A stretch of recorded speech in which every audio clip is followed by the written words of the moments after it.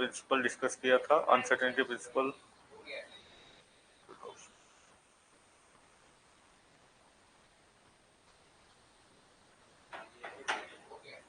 Plutonium isotopes of an element differ in 25 तक किए थे नहीं।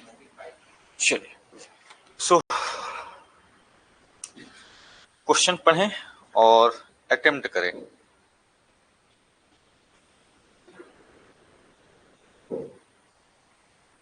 So the maximum kinetic energy of emitted electrons in a photoelectric effect does not depend upon.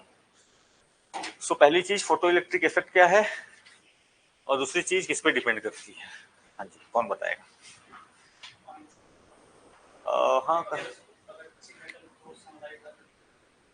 हाँ, तो होता क्या है कि जैसे आपने जो पढ़ा था, इससे पहले हमने बात करी थी कि मान लो ये न्यूक्लियस है, इसके बाद ये जो ऑर्बिट्स हैं, ये ऑर्बिट्स का कुछ अपना एनर्जी लेवल होता है, राइट? इनका कुछ एनर्जी लेवल है। अब क्या होता है कि जो आपको मान लो ये है तो इसका एनर्जी लेवल लो है, इसके ऊपर कोई है तो इसका energy level higher higher higher, इस तरीके से आपका होता है। अब कई बार क्या होता है कि जैसे मान लो यहाँ पे अगर इलेक्ट्रॉन है तो ये होगा कि जब इस पे कोई आपको एक पार्टिकुलर लाइट इस पे पड़ेगी, पार्टिकुलर लाइट, ठीक है, तब क्या होगा कि ये क्या कर सकती है कि इस इलेक्ट्रॉन को एक्स्ट्रा एनर्जी प्रोवाइड कर देगी, इसको एक्साइट कर देगी, और ये इलेक्ट्रॉन हो सकता है कि इस ऑर्बिट से अपना हायर ऑर्बिट में जंप कर जाए।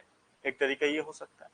दूसरा क्या हो सकता है कि ये ना केवल जंप करे बल्कि पूरे के पूरे आपका जो एटम है उस एटम से ही बाहर चला है, ठीक है। इसी को कहा जाता है फोटो इलेक्ट्रिक इफेक्ट। इसका रिवर्स भी होता है। जब कभी कंडीशन ऐसे बनते हैं कि जब इलेक्ट्रॉन अपनी एनर्जी को लूज करता है, तो एनर्जी जब लूज करता है तो वो क्या करता है, हाईयर स्टेट से लोअर स्टेट में आता है, और जब हाईयर स्टेट से लोअर स्टेट में आता है तो फिर वो क्या करता है, वो एनर्जी को लूज करता है इन फॉर्म ऑफ फोटॉन्स या इन फॉर्म ऑफ लाइट। तो कभी भी आपको अगर एटम जो है वो अगर हाईयर स्टेट से लोअर स्टेट में आएगा तो वो क्या होगा, वो आपको लाइट एमिट करेगा in form of different wavelength. अब यहाँ पे एक पार्टिकुलर चीज ध्यान रखने का है कि ये जो लाइट्स हैं, ये पार्टिकुलर एटम्स के लिए पार्टिकुलर लाइट्स यानी पार्टिकुलर वेवलेंथ्स जो है लाइट के, वो काम करते हैं, ठीक है। आंसर मैंने बता दिया। सो हाँ, इसका थ्रेशोल्ड है कितना कितना ज्यादा एनर्जी लेवल होना चाहिए, कितना, वो तो वो गलत कहानी है। तो अब यहाँ पे the maximum kinetic energy of emitted electrons in a photo electric effect does not depend upon. So देखो, अच्छा अभी भी आंसर क्लियर नहीं हुआ, डज नॉट डिपेंड अपॉन है। हाँ जी,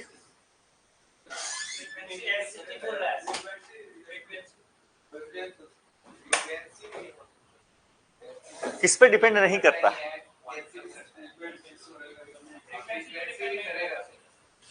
देखो पहली चीज कि अगर वेवलेंथ पे डिपेंड कर रहा है तो फ्रीक्वेंसी पे करेगा ही करेगा, क्योंकि वेवलेंथ और फ्रीक्वेंसी दोनों एक दूसरे से लिंक्ड होते हैं। किसी का भी वेवलेंथ बढ़ाओगे उसकी फ्रीक्वेंसी गिरती है, उसकी वेवलेंथ को कम करोगे उसकी फ्रीक्वेंसी क्या होगी, बढ़ेगी। ये इनवर्स रिलेशन इसका चलता है। लाइट का सिंपल सा याद रखना फॉर्मूला ही होता है, आपका जो स्पीड ऑफ लाइट है that is new into lambda, ठीक है। इसमें आपका wavelength, this is new is frequency, this lambda is wavelength, ठीक है। तो ये हमेशा याद रखना कि कभी भी वेवलेंथ एंड फ्रीक्वेंसी अगर साथ में है तो ये एक दूसरे को इंपैक्ट करते हैं, एक को चेंज किए बिना तुम दूसरे को चेंज नहीं कर पाओगे ऑलवेज, ठीक है। नाउ अब रह गई कि तो वेवलेंथ फ्रीक्वेंसी तो हो गया, वर्क फंक्शन क्या है? वर्क फंक्शन का है मतलब है कि दैट इज द थ्रेशोल्ड, कि मिनिमम कितना आपको एनर्जी देना पड़ेगा उसको एक्साइट करने के लिए, मिनिमम कितना एनर्जी चाहिए होगा जहां से कि ये क्या हो जाए, आपको बाहर चला जाए। तो ऑब्वियसली हर एटम के लिए वो फिक्स होगा, क्योंकि पता नहीं वो किस किस आपको ऑर्बिट में है, तो डिपेंडिंग अपॉन कि वो किस ऑर्बिट में है आपका वर्क फंक्शन डिफर करेगा। तो इसीलिए यहाँ पे वर्क फंक्शन का भी रोल आएगा। जो रोल नहीं आता है वो आता है इंटेंसिटी का। इंटेंसिटी का मतलब क्या है कि अमाउंट ऑफ इलेक्ट्रॉन्स पर आपको एरिया में, मान लो इस एरिया में पर यूनिट एरिया में कितने नंबर ऑफ आपको जो है इलेक्ट्रॉन्स जा रहे हैं या कितने नंबर ऑफ फोटॉन्स जा रहे हैं, दैट डिफाइंस द इंटेंसिटी, ठीक है। यानी प्रकाश की तीव्रता, तो यहाँ पे वो तीव्रता ज्यादा होगी तो क्या होगा कि ज्यादा नंबर ऑफ एटम्स, मान लो यहाँ पे एक सैंपल रखा हुआ है एटम्स का, ठीक है, और उसमें से ऐसे इलेक्ट्रॉन्स हैं जो एक्साइट हो सकते हैं, बाहर निकल सकते हैं। अब मैं प्रकाश की तीव्रता को बढ़ाऊंगा तो क्या होगा कि ज्यादा से ज्यादा इलेक्ट्रॉन अलग अलग एटम से वो निकल के बाहर आएंगे।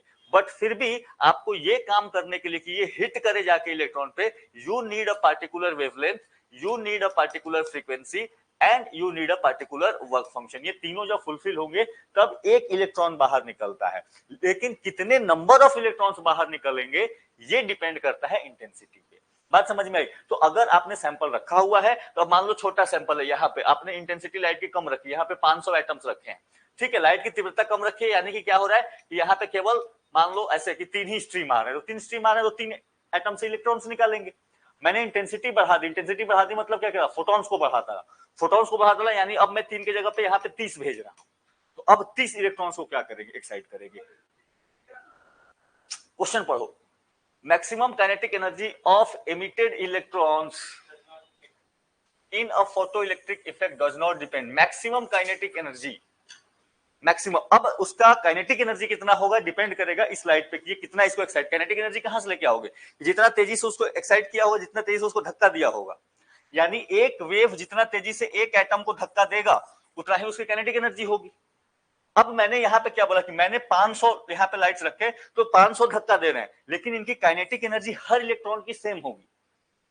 बात समझ में आ रही है? काइनेटिक एनर्जी इनकी क्या हो जाएगी इस कंडीशन में, सबकी सेम होगी, अलग अलग नहीं होगी। यहाँ पे नंबर वेरी करे। अब यहाँ से आपसे सिंपली पूछ रहा है कि नंबर ऑफ एमिटेड इलेक्ट्रॉन्स किस पे डिपेंड करेगा, then this will go on intensity. ठीक है, तो ये चीज को क्लियर रखें। चलो क्लियर है ये?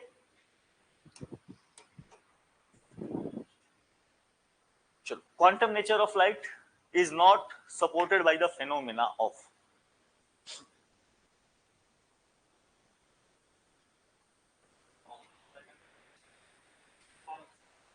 हाँ जी, Compton effect, interference of light waves,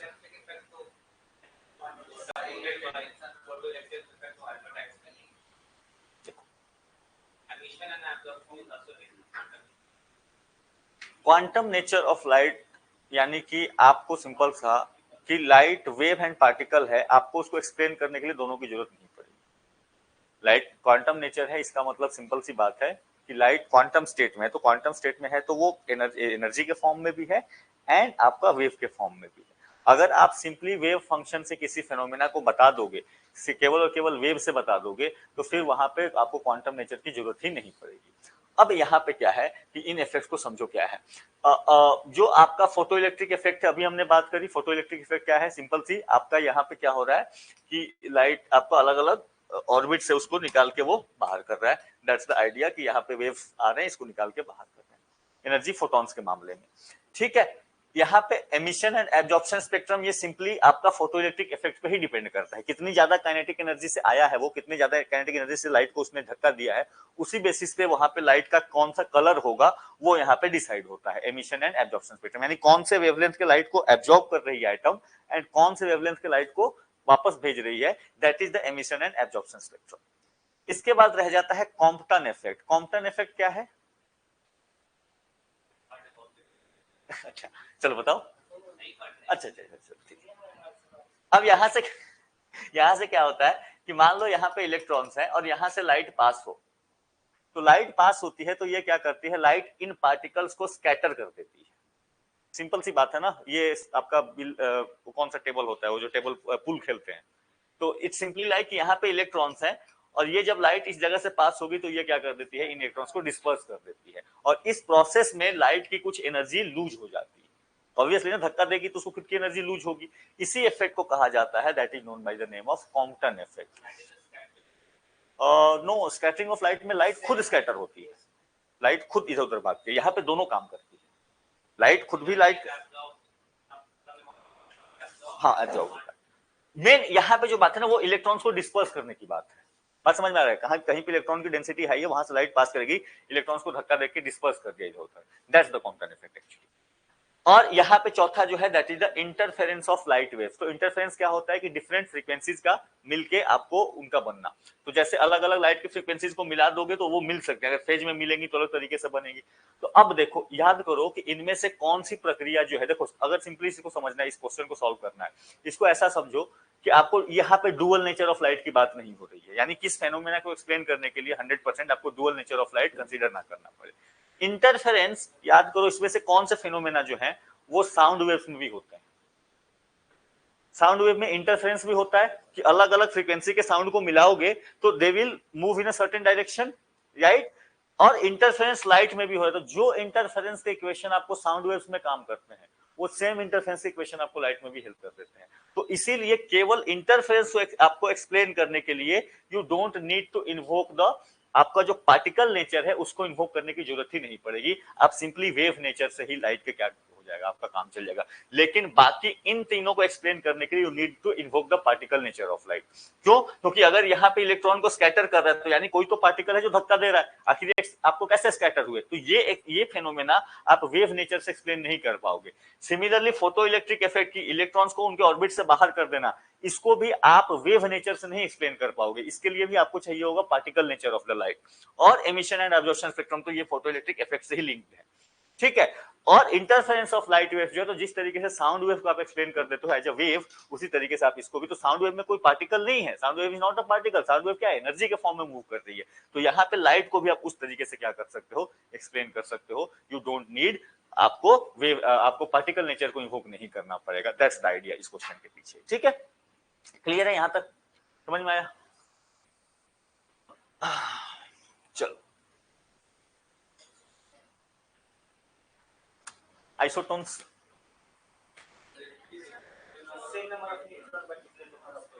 same number of, कल ही बात करी थी isotope, isobar, isotones and isomers, कल के क्वेश्चन में था, ये सबकी चर्चा हमने करी थी, ठीक है। तो यहाँ पे क्या है, these are same number of neutrons and different number of protons. तो कहां पे है, ठीक है, ऑप्शन, ठीक है। ये देखो बार बार, जैसे ये अब रिपीटेटिव क्वेश्चन, अब कोई कहे कि मुझे आइसोटोन आया था एग्जाम में, मैं नहीं करके गया, तो वो क्राइम करके आया, क्योंकि ये ऑब्वियसली क्राइम है। ये क्वेश्चन देखो 2-3 बार रिपीट हो गया, ठीक है। मतलब आई एम जैसे कि जो नहीं, इसलिए तो सारे कर रही है, तो इसलिए क्राइम रेट कम हो गया।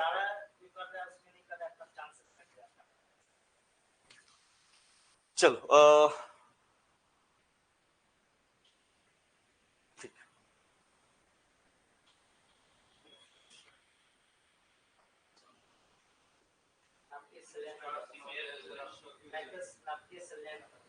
हाँ जी,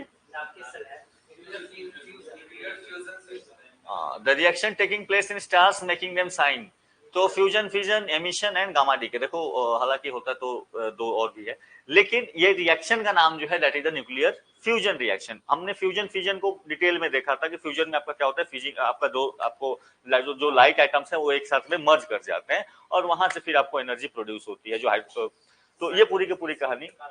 हाँ जी, जितने स्टार्स हैं आपको, जितने स्टार्स हैं आपको, उनका प्रोसेस जो है दैट इज सिंपली आपका न्यूक्लियर फ्यूजन का है, या फिजन जो है जिससे आप एटम बम बना रहे हो, तो इनके बीच का डिफरेंस आपको सिंपल कहानी है।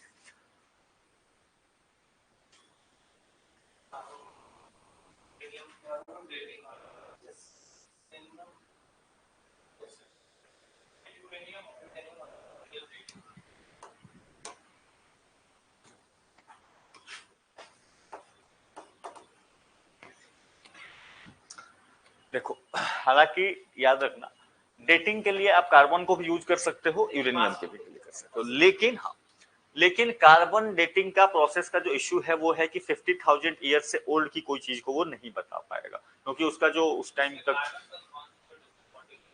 C14 कम हो जाता है, हाँ खत्म हो जाता है वो। यहाँ पे आपका जो दूसरा ऑप्शन है that is the biotechnology law, तो ऐसा कोई, ये तो कहानी हो गई, लॉ की कहानी होगी, तो ऑप्शन फिल कर दिया इन्होंने। बायोलॉजिकल क्लॉक मेथड, यानी कि कैसी जो आपके बॉडी की जो प्रोसेसेस हैं अलग अलग ऑर्गेनिजम्स के, तो उनको इवॉल्व होने में कितना टाइम लगा होगा, उस बेसिस पे ये आपको बायोलॉजिकल क्लॉक मेथड को बताते हैं, राइट। और चौथा जो है that is the uranium dating process. Uranium dating process में आप क्या करते हो कि आपको आइसोटोप सेपरेट करते हो यूरेनियम के, यानी कि रॉक्स में क्या होगा कि रॉक्स में जैसे यूरेनियम है और ये यूरेनियम टाइम के साथ डिके करके लेड के फॉर्म में जाता है, ठीक है, यूरेनियम टू लेड ये कन्वर्ट होते रहता है जैसे जैसे उसकी एजिंग होगी।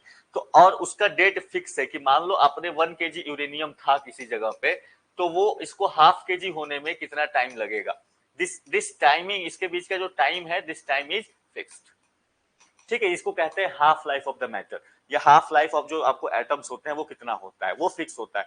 तो मान लो आपने कहीं पे देखा, कोई रॉक उठाया और रॉक में आपने रेशियो निकाला यूरेनियम का एंड लेड का, ठीक है, और आप उस बेसिस पे कैलकुलेट कर रहे हो कितने प्रोसेस के बाद ये कम हुआ होगा। जैसे मान लो अभी अभी कोई आपका रॉक बना, तो कोई रॉक अभी अभी बना होगा तो वहां पे केवल और केवल यूरेनियम होगा, ठीक है, लेड में वो ट्रांसफॉर्म नहीं हुआ होगा। लेकिन मान लो समटाइम, इसका मान लो कि टाइम पीरियड टी है, कुछ भी टाइम हो सकता है, वो अलग अलग यूरेनियम का अलग अलग चलेगा। तो मान लो टाइम पीरियड इसका टी है, तो फिर उस बेसिस पे क्या हो जाएगा, एक टाइम पीरियड में ये आधा हो चुका होगा, यानी अब आपको कंसंट्रेशन क्या मिलेगा, यूरेनियम का आधा मिलेगा और लेड का आधा मिलेगा। तो यू विल अंडरस्टैंड कि इतना टाइम पास हो चुका है। और फिर क्या होगा, ये हाफ केजी से फिर से इसका हाफ लाइफ आएगा, now it will become 1/4 KG after time T. तो अगर आपको रेशियो दिख रहा है कि लेड 3/4 पार्ट है और यूरेनियम 1/4 पार्ट है, तो टाइम कितना पास हो चुका है, T plus T, 2t time जो है वो पास हो चुका है, ठीक है। तो इस बेसिस पे इसी तरीके से आपको क्या करी जाती है, आपको रेडियो कार्बन सॉरी जो यूरेनियम डेटिंग जो प्रोसेस है वो इस तरीके से काम करता है। और इसी के बेसिस पे जो हम अर्थ की एज बताते हैं कि अराउंड 4.5 बिलियन ईयर्स एगो हमारा अर्थ का फॉर्मेशन हुआ होगा, वो ऑलमोस्ट आपका जो है वो यूरेनियम डेटिंग प्रोसेस के ही आधार पे आपको बताया जाता है, ठीक है। तो यूरेनियम डेटिंग जो है इस तरीके से काम करती है। कार्बन डेटिंग सिंपल, ट्रीज अर्थ फॉसिल रॉक्स। अब देखो यहाँ पे जो कार्बन डेटिंग के लिए यूज होता है वो है कार्बन 14 का आइसोटोप, ठीक है, ये C14 का आइसोटोप है, राइट। अब इसमें क्या होता है कि जब हम जिंदा होते हैं या कोई भी चीज जिंदा होती है, लिविंग ऑर्गेनिज्म जिंदा होती है, तो उसके बॉडी में C14 और C12 का एक रेशियो है जो फिक्स रहता है, ठीक है, और ये एक्सचेंज होते रहता है, इन्वायरमेंट से हम क्या करते रहते हैं, एक्सचेंज करते रहते हैं। लेकिन जैसे ही डेथ होती है, उसकी लाइफ खत्म हो जाती है, तब क्या होता है कि बॉडी से C14 जो है ये आपका खत्म होने लगता है, ये बॉडी से आपका नष्ट होने लगता है, लेकिन C12 आपका रहेगा। अब डिपेंडिंग अपॉन, मान लो ये C12 एंड C14 का रेशियो फिक्स है जैसे यहाँ पे था, और यहाँ पे आप जब डेथ हो गई तो एक लिमिटेड टाइम के बाद जैसे ही आप मेजर करोगे तो आप देखोगे C14 कम हो गया, फिर कुछ टाइम उसका टी टाइम पास होने के बाद मेजर करोगे तो और आधा हो चुका है, और टी टाइम करोगे तो उसका 1/2 हो चुका है। तो इस तरीके से आप कार्बन डेटिंग के बेसिस पे आपको कार्बन 14 के आइसोटॉप्स को जब आप ट्रैक करोगे, यू कैन फाइंड कि कितने टी पास हो चुके हैं before I am measuring this thing. तो उसके बेसिस पे आप क्या कर सकते हो, you can date the process, ठीक है। तो ट्रीज को भी डेट किया जा सकता है। हाँ, तो कार्बन ट्रीज को जनरली डेटिंग करने के लिए उनके ये का यूज किया जाता है, तो क्या बोलते हैं उसको, हाँ रिंग्स जो बोलते हैं, ठीक है। तो जो पेड़ के ऐसे आपको बने होते हैं अंदर में, हाँ जी, हाँ वो जो रिंग्स बने उसको तने को काटो, उसको उसको क्या बोलते हैं, हाँ। तो हर ईयर से वो क्या होता है, वो ग्रो होता है, और अगेन हर ज्योग्राफी में अलग अलग तरीके से उसका साइज कितना होगा, डेप्थ कितना होगा, तो आप उसके बेसिस पे क्लाइमेटोलॉजिकल स्टडी भी करी जाती है इन रिंग्स के बेसिस पे, ठीक है। मान लो किसी साल का रिंग जो है उसकी चौड़ाई ज्यादा है, इट मीन उस साल में ग्रोथ ज्यादा हुआ है, उस साल में ग्रोथ ज्यादा हुआ, यू विल फाइंड कि टेम्परेचर ज्यादा अच्छा रहा होगा, अगर नॉर्मल कंडीशन है जहाँ पे ठंड रहती है और वहां पे ग्रोथ ज्यादा दिख रहा है, इट मीन कि उस साल में टेम्परेचर जो है कुछ बेहतर रहा होगा, तो इसका ग्रोथ का पीरियड जो है वो लंबा रहा होगा। तो ग्रोथ का पीरियड, क्लाइमेट और इवन इसका साइज जो है, इसका एज जो है वो बताया जा सकता है ऑन द बेसिस ऑफ कि आप रिंग्स को जब स्टडी करोगे आपको ट्रीज को, ठीक है। बाकी रॉक्स एंड अर्थ के लिए आपका यूरेनियम डेटिंग प्रोसेस जो है वो काम करेगा, ठीक है।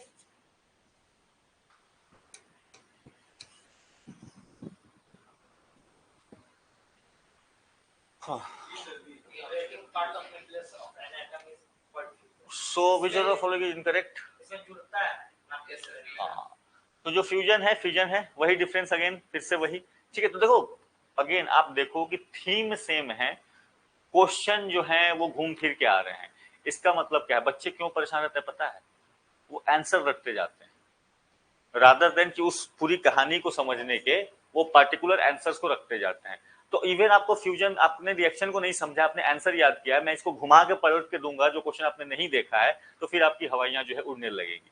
तो इसीलिए साइंस एंड टेक या किसी भी सब्जेक्ट में आपको प्रोसेस को समझना ज्यादा जरूरी है रादर देन कि आप रट्टा मारो। हो सकता है 10 क्वेश्चन के आपके फैक्ट्स ना पता है, लेकिन जब आप प्रोसेस को जानते हो तो you can most of the time you can get the answer right, ठीक है। तो इसीलिए बच्चों को देखो क्या करेंगे, 100 क्वेश्चन याद किया, 10 दिन बाद 20 दिन बाद वो भूल चुके हैं, आधा हो जाता है, हाफ लाइफ उसका भी जो हाफ लाइफ है वो खत्म हो जाता है। फिर एक साल बाद, एक साल खत्म होते हो तो पता चला कुछ नहीं याद है। लेकिन अगर आपने प्रोसेस को समझा है ना, तो जस्ट आपको रिवीजन के लिए 10 मिनट लगते हैं, 10 से 15 मिनट में यू कैन गेट अच्छा इसका प्रोसेस क्या था, just you understand the process और आप क्वेश्चन उसके बेसिस पे कर लेते जाओ। और ये समस्या मैंने बहुत ज्यादा देखी है, पर्सनली बिहार वाले इशू में यहाँ बच्चे जो है याद कर जाते हैं कि चलो आई विल रिमेम्बर। कारण भी है हमारे यहाँ वो ये शुरू से भी चला है कि रट्टा मार के एग्जाम में नंबर लेके आ जाने का पैटर्न भी वही है। हाँ हाँ हाँ हाँ, फैक्ट से वो पूछते हैं ऑब्वियसली ऑब्वियसली ऑब्वियसली। अच्छा बीपीएससी का ये आया क्या अभी? टेंटेटिव दिया है ना? अच्छा अच्छा अच्छा, चलो अगेन ठीक है। Which of the following archaeological samples is adopted to determine the age of firewood bone and cell?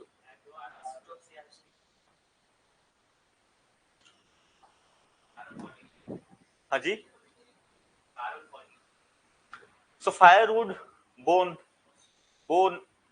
Again living matter की बात हो रही है, सेल लिविंग मैटर की बात हो रही थी, तो यहाँ पे आपका क्या यूज करोगे? कार्बन डेटिंग कर लो। बात समझ में आ रही? तो कार्बन डेटिंग से आपका काम जो है यहाँ पे हो जाएगा।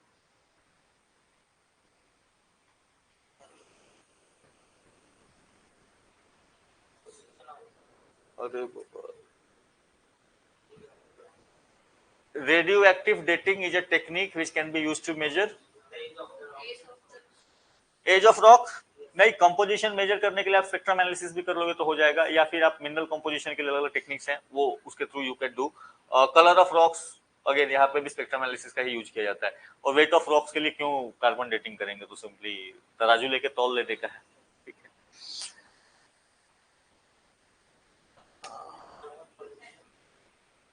हार्नेसिंग ऑफ न्यूक्लियर एनर्जी कैसे?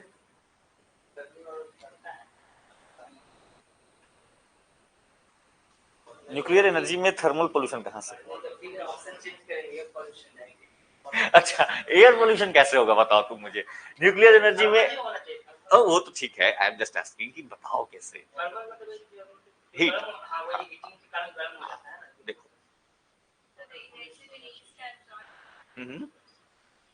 देखो बताओ ग्लोबल वार्मिंग ना ग्लोबल वार्मिंग का कारण नहीं बनेगा, ये इतना बड़ा ना बनाओ इसको। ग्लोबल वार्मिंग देखो सिंपल सी बात है, एक चीज समझो, ग्लोबल वार्मिंग का जो कॉज है ना वो इसलिए नहीं है कि कुछ चीजें हीट हो रही है, क्योंकि जब हीट होता है तो मान लो अर्थ एब्जॉर्ब करती है तो अर्थ उसको रिलीज भी कर देती है, उसके प्रोसेसेस भी। हाँ, दिक्कत है कि जो आपके कंपोजिशन ऑफ गैसेज हैं, तो जो आपका सनलाइट एब्जॉर्ब होता है और जो रिलीज होता है इसके बीच में एक टाइम लैग है, और ये टाइम लैग मैटर कैसे बढ़ेगा या घटेगा ये डिपेंड करता है आपके कंपोजिशन ऑफ गैसेज जो आपको एटमॉस्फेयर में है, जो आपको ग्रीन हाउस गैसेज, इनका जैसे ही आप कंपोजिशन चेंज करोगे तो इवन दो लाइट पहले जितना ही आ रही थी, जो आपका वेव सन का जो आपको रेडिएशन वो सेम पहले जैसा आ रहा है, जो प्रोसेसेज हैं वो सेम हो रहे हैं। ओजोन लेयर में हुआ है तो आपको अल्ट्रावायलेट रेस थोड़ी बहुत मात्रा में बढ़ी है, बट अगेन अगर वो आने के लिए रास्ता उसने खोला है तो जाने के लिए भी तो खुला है ना। बात समझ रहे हो? तो रेडिएशन आ रही है तो रेडिएशन वापस जाने के लिए भी है। दिक्कत क्या है कि जो आपकी अर्थ की हीटिंग हो रही है नीचे से ना, तो वो लॉन्ग वेव रेडिएशन होती है, वो गैसें ज्यादा आपको एब्जॉर्ब करते हैं। और इनका कंसिडर देखो, ग्लोबल वार्मिंग को अगर समझना है ना कि ग्लोबल वार्मिंग क्या है, सिंपल से दो कारण की वजह से ग्लोबल वार्मिंग है। सिंपल से दो कारण की वजह से। पहला कारण है आपका कंसेंट्रेशन ऑफ गैसेज का चेंज होना। अब ये कंसेंट्रेशन ऑफ गैसेज के चेंज होने के कई तरीके हो सकते हैं, या बर्निंग ऑफ फॉसिल फ्यूल कर रहे हो, डिफॉरेस्टेशन कर रहे हो, तो उसका जो बैलेंस था वो गड़बड़ हो चुका है। दूसरा जो कारण है वो है लैंडफॉर्म चेंज, यानी कि जो अर्थ की एल्बिडो थी उसको आपने चेंज कर दिया। एल्बिडो का मतलब क्या है कि हाँ, कि जो सनलाइट बाहर से आ रही है उसमें से कितना पार्ट धरती एब्जॉर्ब कर रही है और कितना पार्ट जो है वो चला जा रहा है वापस। तो जितना ज्यादा एल्बिडो रहेगा उतना ज्यादा वो क्या कर देगा, वो वापस भेज देगा। तो अब जैसे एल्बिडो कैसे समझो कि जो मान लो जो एरिया जहां पे पहले आपका पूरा का पूरा स्नो कवर रहता था, आइस रहता था, तो आइस एरिया का क्या होगा, एल्बिडो ज्यादा होता है। ठीक है, वो ज्यादा से ज्यादा एनर्जी को क्या कर देगा, वापस भेज देगा। लेकिन अब आइस धीरे धीरे मेल्ट हो गया, तो मेल्ट हो गया तो क्या हो गया, आपका एब्जॉर्प्शन अर्थ की क्षमता जो है वो बढ़ती चली जा रही है। इसी तरीके से जो आपके फॉरेस्ट एरिया होते हैं, तो फॉरेस्ट एरिया थोड़े ज्यादा चमकदार होते हैं compare to bare land surface या डेजर्ट सरफेस। तो वहां पे फॉरेस्ट एरिया आपने कम किए, वहां पे भी अर्थ की एब्जॉर्बिंग कैपेसिटी बढ़ा दी। बात समझ रहे? ये दो ही फैक्टर्स मेजर कारण है, और इसके बेसिस, अब इसके बहुत सारे, आप इसको सब पार्ट्स में डिवाइड कर सकते हो, but these two are the reasons जो आपको ग्लोबल वार्मिंग को कॉज करते हैं। ठीक है, अब बात करते हैं यहाँ पे हम harnessing of nuclear energy air pollution की। देखो यहाँ पे कोई बर्निंग ऑफ फॉसिल फ्यूल, यहाँ पे बर्निंग नहीं हो रही है, ठीक है, यहाँ पे ऑक्सीजन के साथ कुछ रिएक्शन नहीं हो रहा है, यू विल नॉट फाइंड कोई नाइट्रोजस गैसेज या आपको CO2 जैसा कुछ प्रोड्यूस होगा, तो अगेन ये आपके लिए सेफ है। नाउ नॉइज पोल्यूशन, ऑब्वियसली वो नॉइज पोल्यूशन का रोल आपको you will not find nuclear energy में शांति से ही चलता है। जो यहाँ पे रोल है that is the thermal pollution. अब थर्मल पोल्यूशन कहां से आ रहा है? थर्मल पोल्यूशन आता है, आप याद करो हमने जब बात करी थी न्यूक्लियर एनर्जी की, we have talked about coolants, बात करी थी, और हमने कहा था कि लिक्विड वाटर यानी कोई भी liquid material, water, even solids का भी यूज किया जा सकता है फॉर द कूलेंट। ठीक है, तो यहाँ पे क्या हो रहा था कि ये आपका रिएक्टर है, यहां से हीट प्रोड्यूस हो रही है रिएक्टर के अंदर से। अब इस हीट को आपको ट्रांसफर करना है, इस हीट से आप क्या करोगे, वाटर को गर्म करोगे।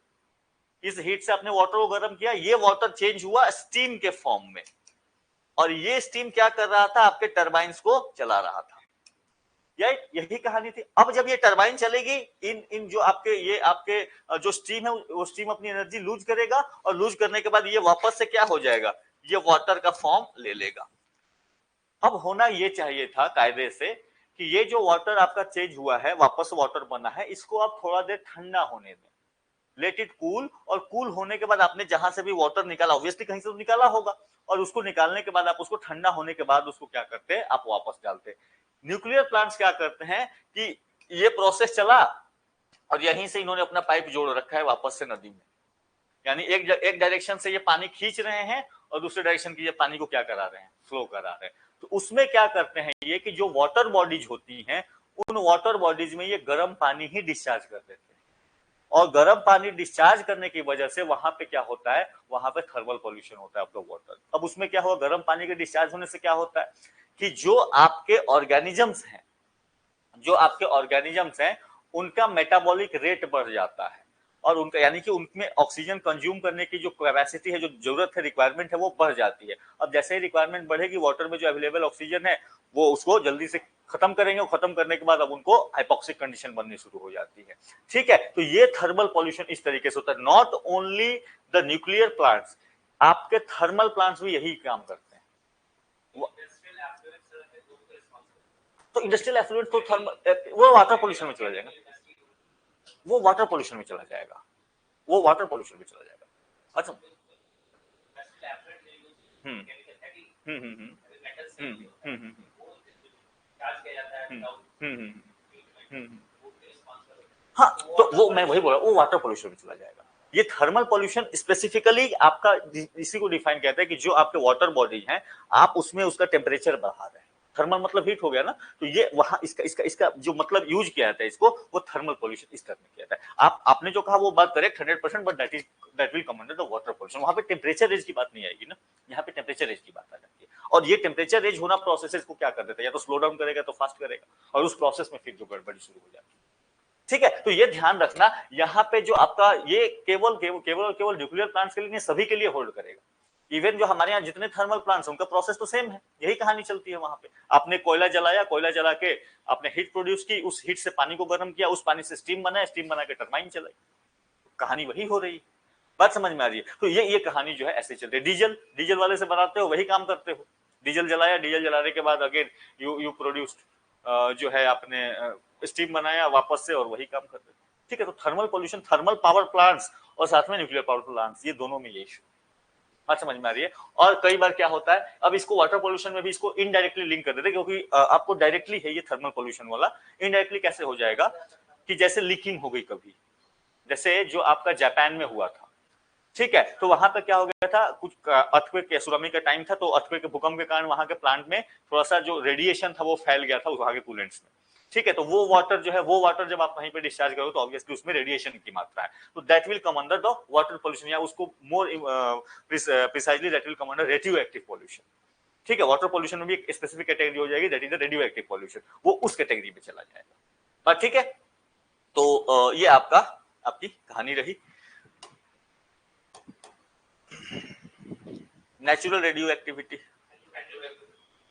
This is Henry Becquerel. ठीक है, इन्होंने ही सबसे पहले, इनको ही पता चला था कुछ, ये एक्सीडेंटली इनको पता चल गया था, ठीक है, एक्सीडेंटली एक्सपेरिमेंट कर रहे थे लैब में, इन्होंने रखा हुआ था, वो एक्सपेरिमेंट कुछ और कर रहे थे, वो कुछ और गया, ठीक है, तो बाद में इनको पता चला कि अच्छा अच्छा यहाँ पे जो है, हाँ वो रिएक्शन कर गया, इनका इनका जो है, उन्होंने देखा कि उसको उसको बंद डब्बे में रखा हुआ था, लेकिन उस हाँ उसके जो रेडियो एक्टिव रेज थे वो बाहर निकले, और उन्होंने इंटरफेरेंस किया था, वो जो आपका फिल्म होता है ये करने के लिए, क्या बोलते हैं उसको, अरे जो पहले के टाइम में वो बनाते थे ना फोटो वाला, नेगेटिव से ये निकालने वाला, तो हाँ फोटोग्राफिक फिल्म के साथ उनका जो है वो, हाँ तो वो रिएक्शन कर गया था, तो वहां से इनको पता चला कि अच्छा रेडियो एक्टिविटी भी कोई चीज होती है, जो कि इवन जो मैंने उसको कवर करके रखा है ये फिर भी बाहर निकल रहा है, तो from there he got the idea of the natural radioactivity, ठीक है।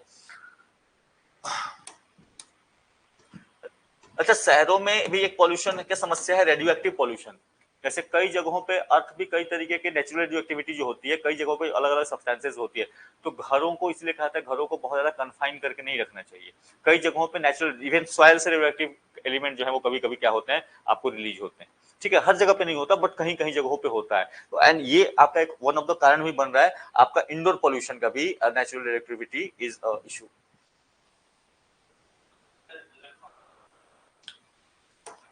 So radioactivity is measured by so radiometer, emitter, magnetometer. जो आपका गाइगर म्यूलर काउंटर है, दिस इज समथिंग लाइक, ये इसमें ऐसे गैस रहता है, इसमें स्पेसिफिक गैस वो डालते हैं, और जब यहाँ से आपका रेडियोएक्टिव रेज ऐसे पास होती है, तो इन गैसेज में उनको स्पार्क देखने को मिलता है, कि इलेक्ट्रिक करंट टाइप का फ्लो होना उनको दिखना स्टार्ट होता है, and from there they know कि यहाँ पे कोई ना कोई रेडियो एक्टिव मटेरियल प्रेजेंट है, ठीक है। ये मूवी कौन सी आई थी बीच में,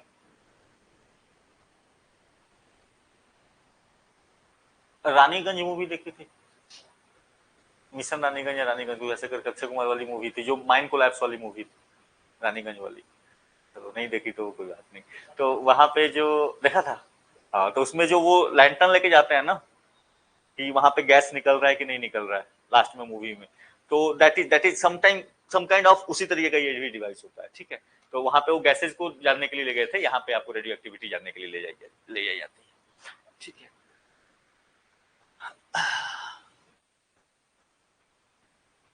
चलो, which among the following next charged particle emitted by a radioactive element?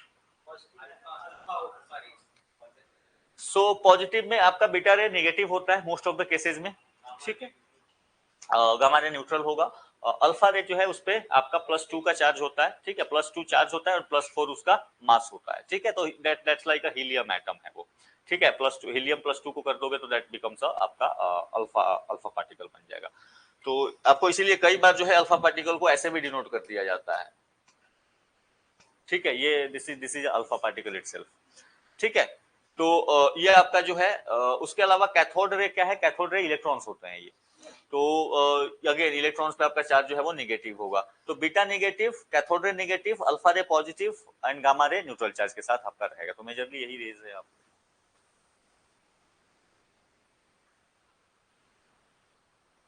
ठीक है, सो ये ध्यान रखना, अल्फा रे ऑल्सो नोन एज हीलियम 2+, ठीक है।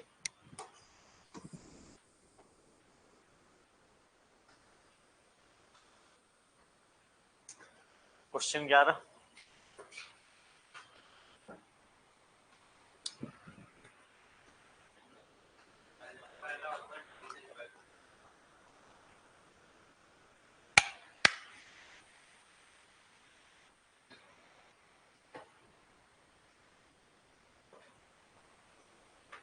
सो अभी हमने बात करी कि जो आपका अल्फा पार्टिकल है दिस इज 4 2, ठीक है, यानी इसका मास जो नंबर जो 4 है और आपका एटॉमिक नंबर 2 है, तो सेम इसी की तरह लिख सकते हो इसको भी, ये क्या है 4 and 2, ठीक है, तो जब भी ये कहीं से एमिट करेगा निकलेगा अलग, तो आपका ऑब्वियसली उस एटम में इतना तो कम हो ही जाने का, तो this atomic number decreases by 2, mass number by 4। Which of the following carries a negative charge, अभी बात करी हमने बीटा पार्टिकल्स की, ठीक है, तो alpha particles positive, beta particles negative, gamma rays जो है they are neutral, X rays भी, ठीक है। Which of the following particles है जीरो चार्ज,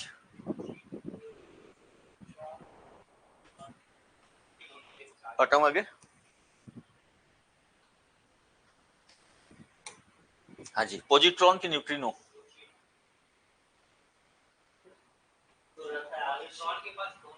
हाँ जी,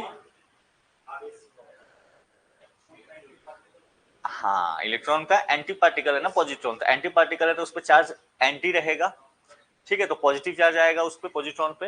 याद करो, बताया था उस दिन, पूरी पूरी पूरी आपको स्टोरी बताई थी इसकी। तो क्या था, किसको याद है? हु न्यू फंडामेंटल पार्टिकल क्या था? ठीक है,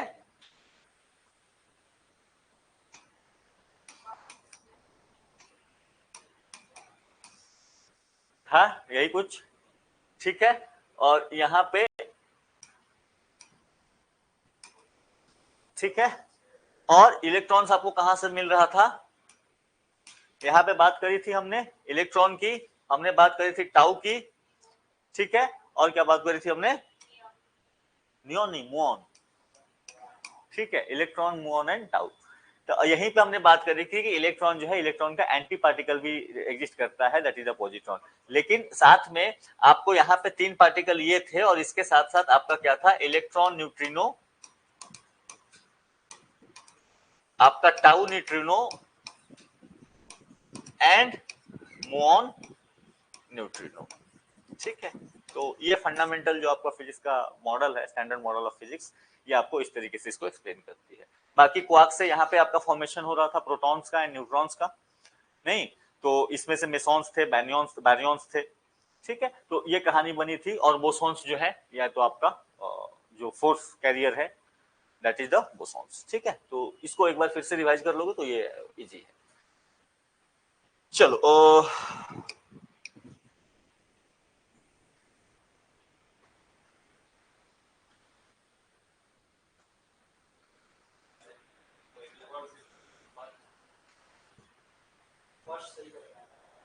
लग रहा है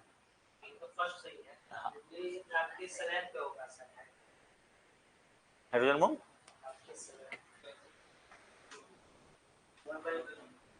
तुमको दिख रहा है उतना पीछे से? दिख जा रहा है? हाँ,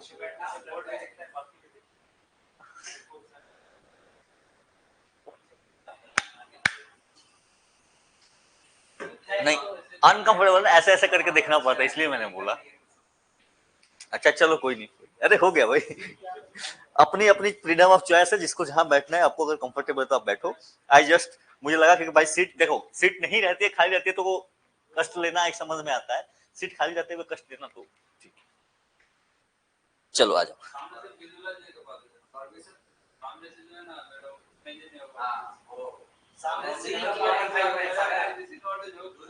अच्छा, इमेजिन नहीं कर पाते मतलब? नहीं, रुको रुको, विजन क्लियर नहीं हो पाता है कि इमेजिन नहीं कर पाते हो?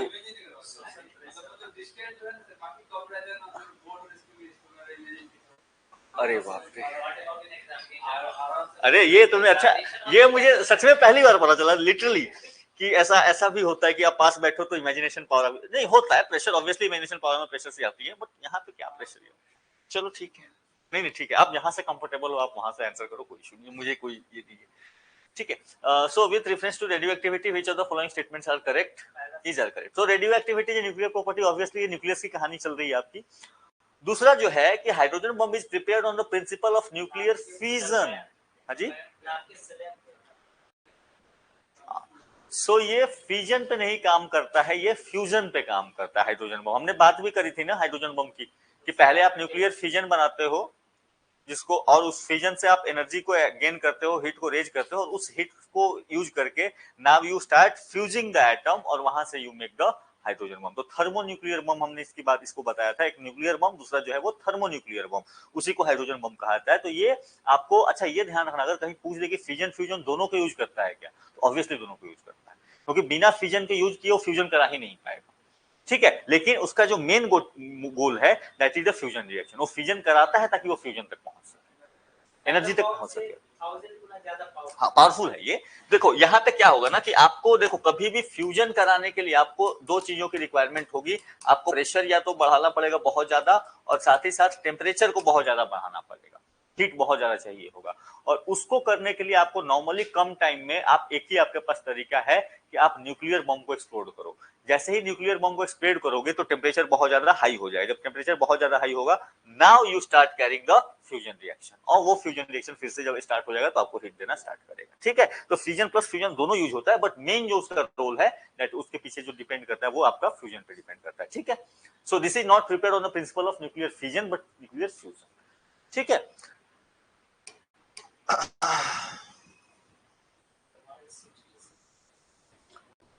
so used in the treatment of blood cancer, that is cobalt 60। ठीक है, अच्छा आयोडीन का 131 थायराइड में। ठीक है, अभी ऑप्शन में बैठ के बनाने में टाइम लगेगा। ठीक है,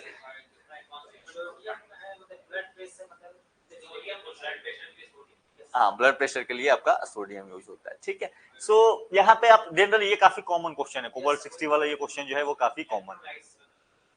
ठीक है, ओके, क्वेश्चन नंबर 16।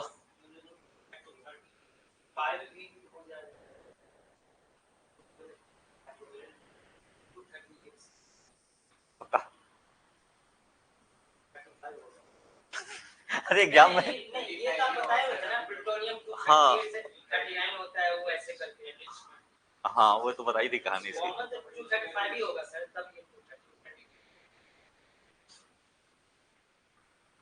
हाँ जी, बताओ बताओ। अच्छा चलो, ये क्वेश्चन में सब, क्योंकि ये मैंने स्पेसिफिकली क्लास में पढ़ाया है तो मैं पूछ लेता हूँ।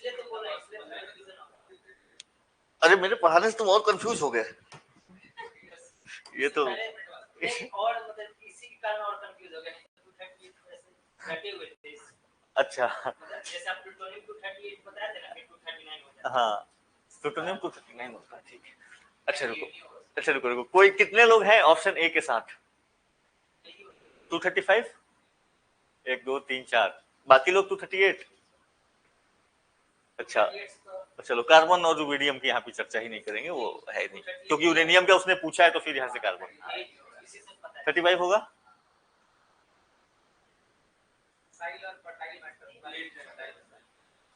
ठीक है, सो ये आपका यूरेनियम 238 है। यूरेनियम 238 जो है, देखो ये आपका रेशियो याद रखना, दिस इज 99.3% जो है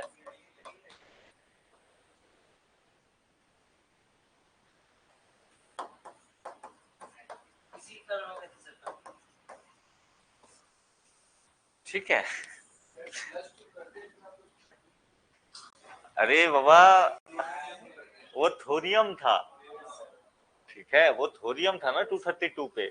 अब देखो यहीं पे तो हमने बात करी थी ना कि जो आपका नेचुरल यूरेनियम है। हाँ जी,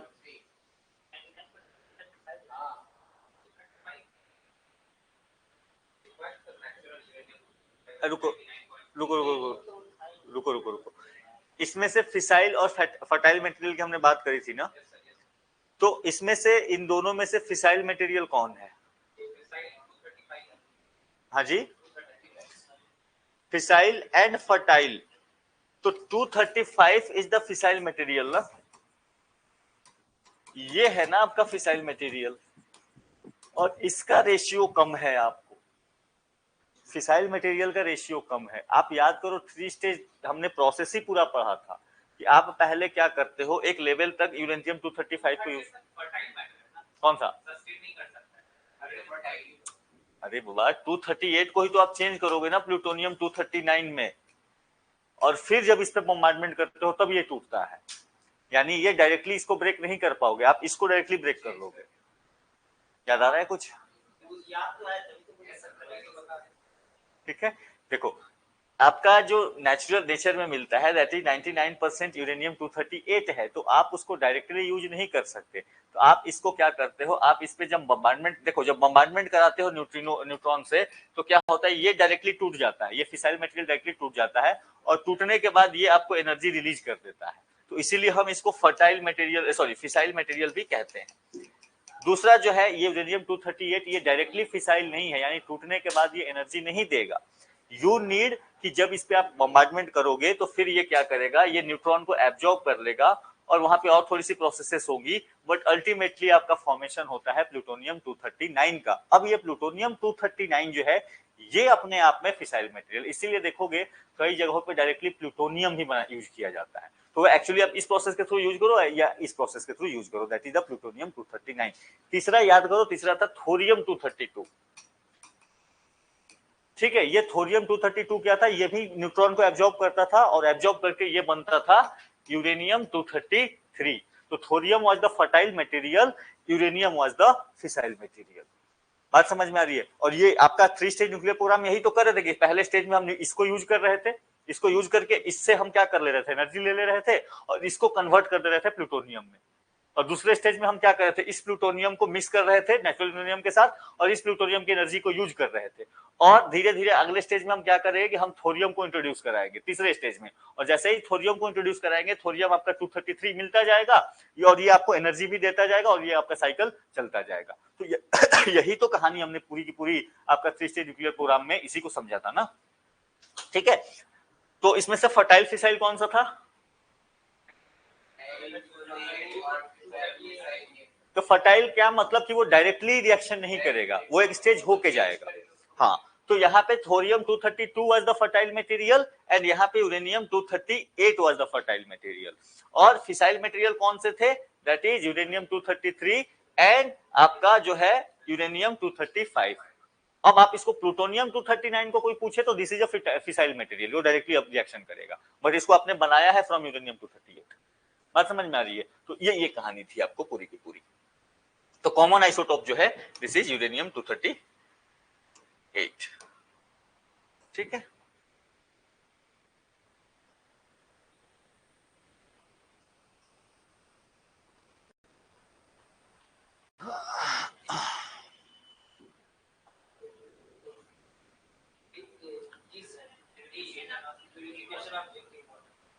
हाँ, radioisotopes are not used in. ठीक है, तो यहाँ पे ऑब्वियसली रेडियो कार्बन डेटिंग में रेडियो आइसोटॉप हम अभी तक बात ही कर रहे हैं। ठीक है, कार्बन 14 यूज कर रहे हो आप, जो है यूरेनियम का यूज कर रहे हो। और मेकिंग एटम बम मेन तो हम इसी के लिए जान ही रहे हैं इसको। तीसरा जो है that is the cancer therapy, cobalt 60 का भी यूज करा। चौथा जो है that is the purification of drinking water. देखो theoretically purification of drinking water के लिए भी यूज किया जा सकता है, लेकिन किया नहीं जाता है क्योंकि रिस्की हो जाता है। बात समझ में आए? थोड़ा सा भी रेमिनेंट अगर उसमें रह गया रेडिएशन, हाँ, तो फिर वो परेशान कर देगा, इसलिए वी डोंट यूज इट। ठीक है, चलो, if the half life of a radioactive element is 4 months, then how much time will it take to consume 3/4 of this element?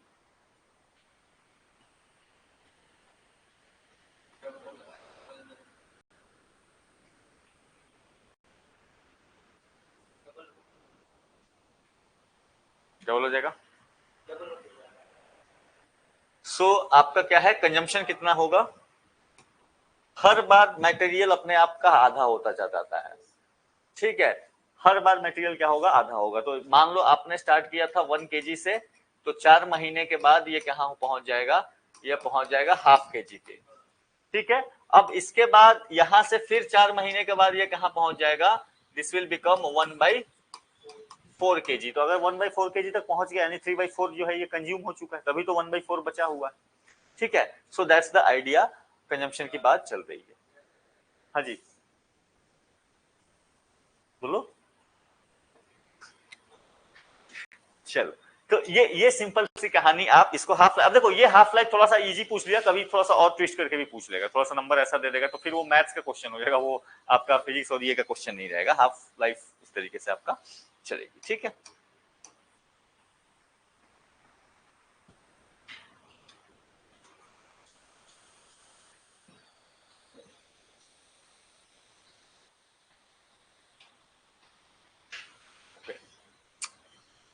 चलो यहाँ पे जो सवाल है कि एंटी मैटर का पता चलना, इससे क्या होगा?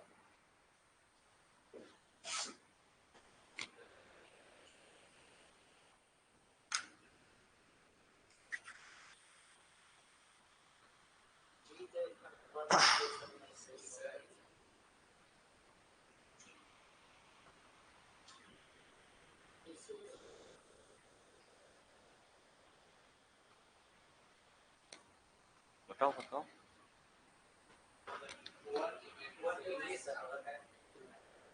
एंटीमीटर बताया था, याद आ रहा है?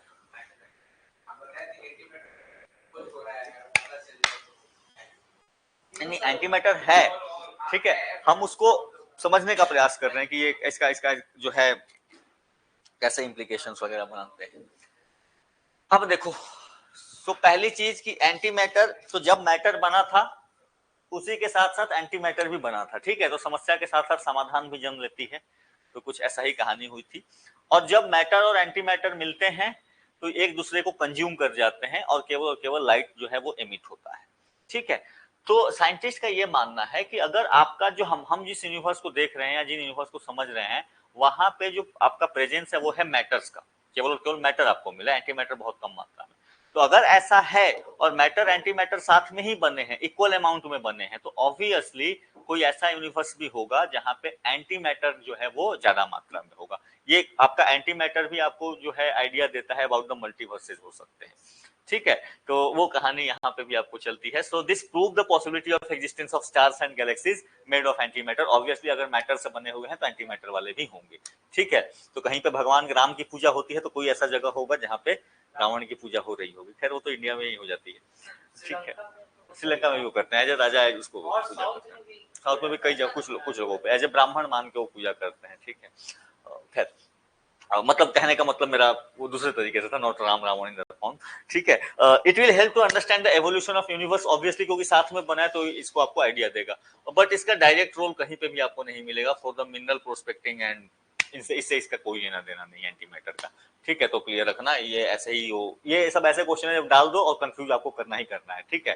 क्योंकि ऐसे में जनरली रहता है ऑब्वियसली, बट यहाँ पे नहीं है, ठीक है। तो ये गेम ना ये गेम ना आप इंस्टीट्यूट वाले भी समझ गए हैं, जो एग्जाम्स करा रहे हैं, वो पहले ऐसा होता था। कई बार अब गलत दे रहा उसने शुरू किया, अब वो जानबूझ के फैक्ट्स को गलत डाल देता है, ठीक है। लेकिन जनरली नहीं, ये बीच में ट्रेंड क्या चला, ट्रेंड ये इसलिए चला था कि ये सबको पता है कि यूपीएससी फैक्ट्स पे फोकस नहीं करती है। आपको उसको यूपीएससी को कोई फर्क नहीं पड़ता, आपको डेटा पता है नहीं पता है, फैक्ट्स पता है, आपको अंडरस्टैंडिंग है कि नहीं है, यूपीएससी ये चेक करती है। तो इसीलिए उसके फैक्ट बेस्ड क्वेश्चन कम रहते थे, ठीक है। फैक्ट बेस्ड क्वेश्चन पूरे पेपर में निकालोगे, तीन ऑप्शन है उसमें से फैक्ट देगा ना, हाँ नहीं वही बता रहा हूँ, ये इसका ओरिजिन कहाँ से हुआ इस घटना का। तो अब इन्होंने क्या करा कि फैक्ट्स को दो चार क्वेश्चन में एक दो कहीं पे फैक्ट्स डाल दिए, ठीक है। अब वहां से और भी फैक्ट्स कैसे डालता था जानते हो, जैसे कि मान लो कि कोई फंड है 100 करोड़ का, वो लिख देगा ऑप्शन में कि 1000 करोड़ का फंड है, तो इसका पहले वो 100 करोड़ डाल के ही पूछता था। तो जनरली ये समझ में आया कि यूपीएससी वाले बच्चे वैसे भी फैक्ट्स याद नहीं करते हैं, तो टीचर्स ने एक ट्रेंड बना दिया, टीचर्स ने ये ट्रेंड बता दिया कि जो है ऐसा है, फैक्ट्स अगर यूपीएससी पूछ रही है तो सही ही डाल के पूछती है, गलत डाल के नहीं पूछती। यूपीएससी ने कहा रुको रुको रुको, तुम डाल तो मैं बात अगली बार उसने बदलना शुरू कर दिया, अब वो जानबूझ से गलत फैक्ट डालता है, अब तुम पकड़ो। फिर कुछ साल ट्रेंड चला कि गलत, जब अगर फैक्ट डाला है तो गलत है, इसको कैसे तुम ये करोगे, ठीक है। तो मैं इसलिए कहता हूँ कि इन सब पे फोकस ना करो, वो एट द एग्जाम हॉल सोचना कि ये क्या चल रहा है, आप अपने आसपास का अगर आपको एक आइडिया होगा तो होगा, अदरवाइज जो है वो आप खेलते रहो और वो भी खेलता रहता है।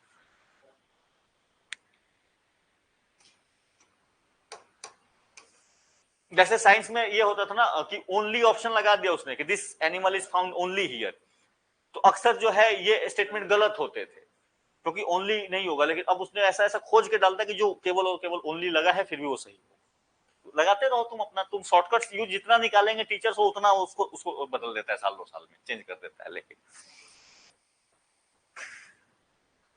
ठीक है।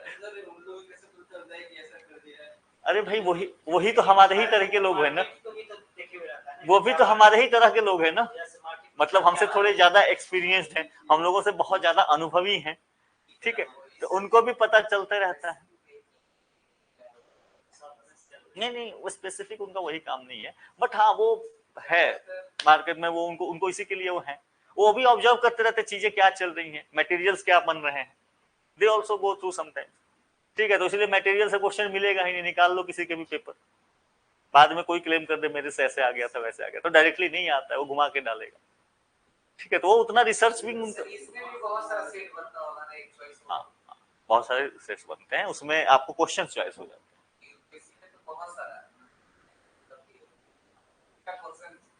देखो दो चीजें हैं यूपीएससी में, एक तो ये क्वेश्चन सिलेक्ट होने वाला और दूसरा जो है इनके आंसर कॉपी चेक होने वाला।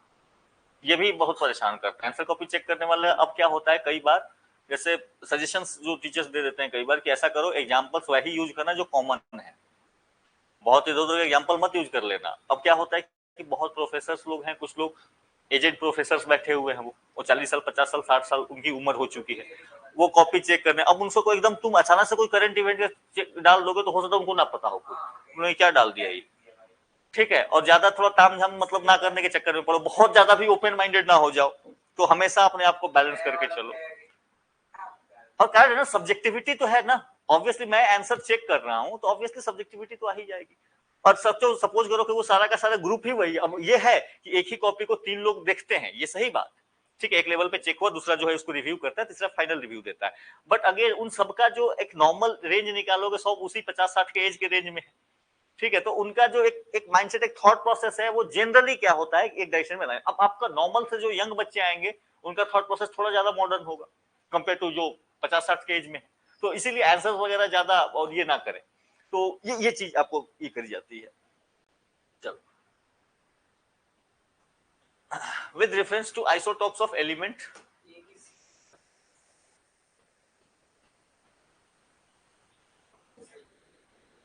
ए बी एबीसी सही लग रहा है, डी में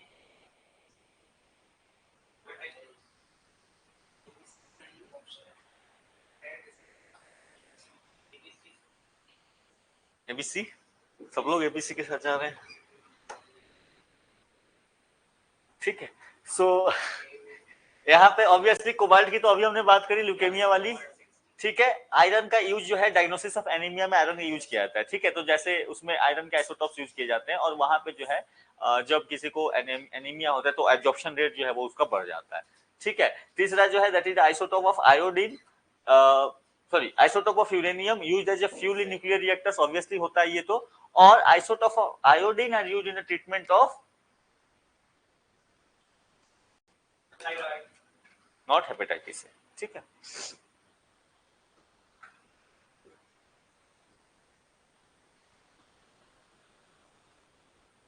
चलो,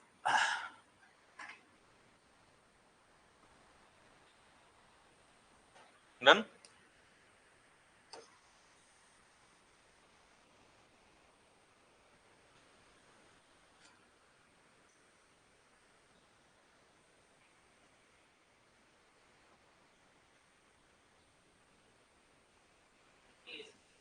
ओके,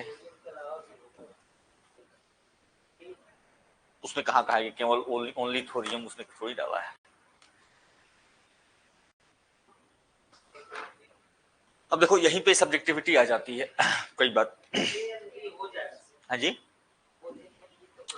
मैं इसीलिए बता रहा हूँ कि यहाँ पे सब्जेक्टिविटी आंसर में क्या है। अब ये कई बार आप क्वेश्चन को कैसे इंटरप्रेट करते हैं, ये even though you know the answer but आप इसको कैसे इंटरप्रेट करोगे क्वेश्चन को। पहला ऑप्शन ऑब्वियसली ठीक है कि nuclear fuel material used in nuclear power station to produce it to run turbines, ये तो कहानी है। Thorium is used as a nuclear fuel in India. अब इसका मतलब इस स्टेटमेंट को अगर मैं ग्रामेटिकली देखूं तो इसका मतलब ये है कि थोरियम का यूज हो रहा है, इसका कहने का मतलब ये है, ठीक है। तो अगर ये आपको इसको इस तरीके से इंटरप्रेट करते हो कि भारत में परमाणु के रूप में किया जाता है, ठीक है, तो अभी किया नहीं जा रहा है, ठीक है, अभी हमारे उस प्रोसेस में स्टेज में है। लेकिन अब ये भी बात है कि जो हमारा डिजाइन बन रहा है ये कहीं ना कहीं इसी चीज को ध्यान रखते हुए बन रहा है कि थोरियम का यूज करेंगे। मैं आप पे छोड़ता हूं कि आप इसको कैसे इंटरप्रेट करो। I would have gone with option A, मैं दोनों को नहीं लेके चलता, ठीक है। हाँ, तो उसी के अकॉर्डिंग मैं बता रहा हूँ आपको, थोरियम अभी यूज नहीं होता है, अभी स्टार्ट नहीं हुआ है आपका थोरियम का यूज होना, ठीक है। लेकिन हमारा जो डिजाइन बना है ये आपका थोरियम बेस्ड कहानी पे ही बनी, तो इसीलिए कई लोग इसको इसी प्लेट करके भारत का जो फ्यूल साइकिल है, न्यूक्लियर साइकिल है, वो थोरियम का यूज करता है, ठीक है। तो ये थोरियम का यूज करता है, ये स्टेटमेंट दो तरीके से इंटरप्रेट कर सकते हो कि भारत का जो डिजाइन बना है वो थोरियम का यूज करता है, इसका मतलब डिजाइन में जब फ्यूचर में डालेंगे तो करेगा, और दूसरा मतलब है कि ये कर रहा है। अब आप इसको कैसे समझो, अभी हम आपका प्लूटोनियम यूज कर रहे हैं और जो यूरेनियम हम बाहर से लेके आते हैं उसको यूज करते हैं, इसलिए तो हम बाहर से यूरेनियम मंगाते हैं ना, थोरियम नहीं यूज कर रहे हैं ना, अभी थोरियम हम यूज नहीं कर रहे हैं। थोरियम के लिए जब आपका तीसरा स्टेज स्टार्ट होगा, अभी तो हम दूसरे स्टेज को हमने अभी जैसे स्टार्ट किया है, तीसरा स्टेज आने में अभी आपको टाइम लगेगा, ठीक है, तो अभी जो हम आपका आपका जो रिएक्टर्स हैं, मैक्सिमम रिएक्टर्स आपके फर्स्ट स्टेज में है, एक दो रिएक्टर्स जो है वो सेकंड स्टेज में इंटर हुए हैं। जब आप सेकंड स्टेज के लास्ट की तरफ पहुंचेंगे then you will enter thorium. तो अभी आपको यूरेनियम इसलिए तो इंपोर्ट करना पड़ता है, अदरवाइज तो हमारी समस्या ही खत्म हो जाती। बात समझ में आ रही है? तो इसीलिए थोरियम का अभी आपका यूज नहीं होता, अभी मतलब हो नहीं रहा है, लेकिन जो आपका सिस्टम डिजाइन है वो उसी के लिए है। मतलब मेन गोल वही है कि हमको थोरियम का यूज करना है। बात समझ में आ रही है? तो ये इसके बीच का डिफरेंस आप क्लियर रखें। चलो क्या, हाँ थोरियम का यूज अगर सिंपली स्टेटमेंट डालता ना कि थोरियम को हम यूज कर सकते हैं जब फ्यूल, तो ऑब्वियसली स्टेटमेंट 100% सही होता। मैंने बस टेंस लेकर यहाँ पे फंसा मैं कि ये कह रहा है कि ऑलरेडी यूज हो रहा है। बात समझ में आ रही है? ये हो नहीं रहा है, हो सकता है। ठीक है, ये डिफरेंस है यहाँ पे। फर्टाइल है।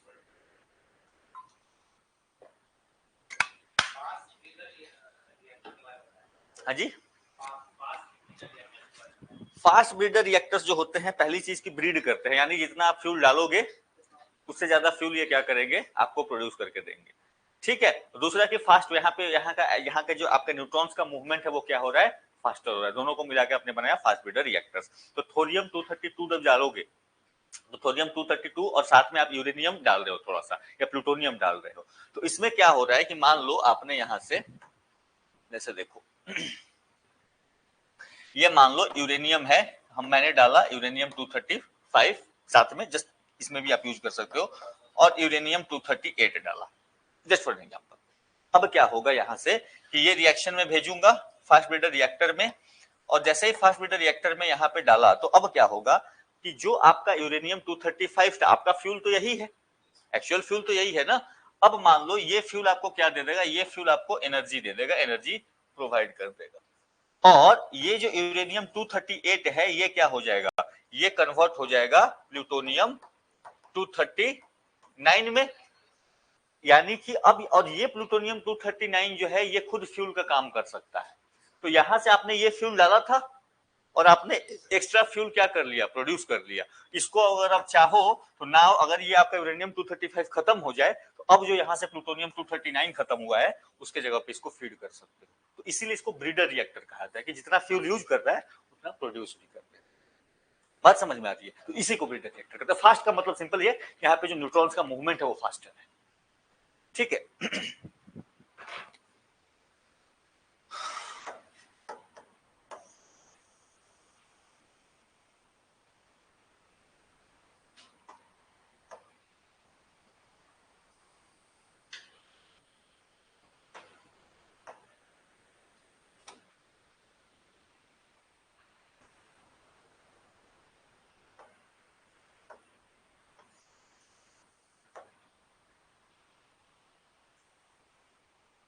फिजिक्स नहीं है केमिस्ट्री, ठीक है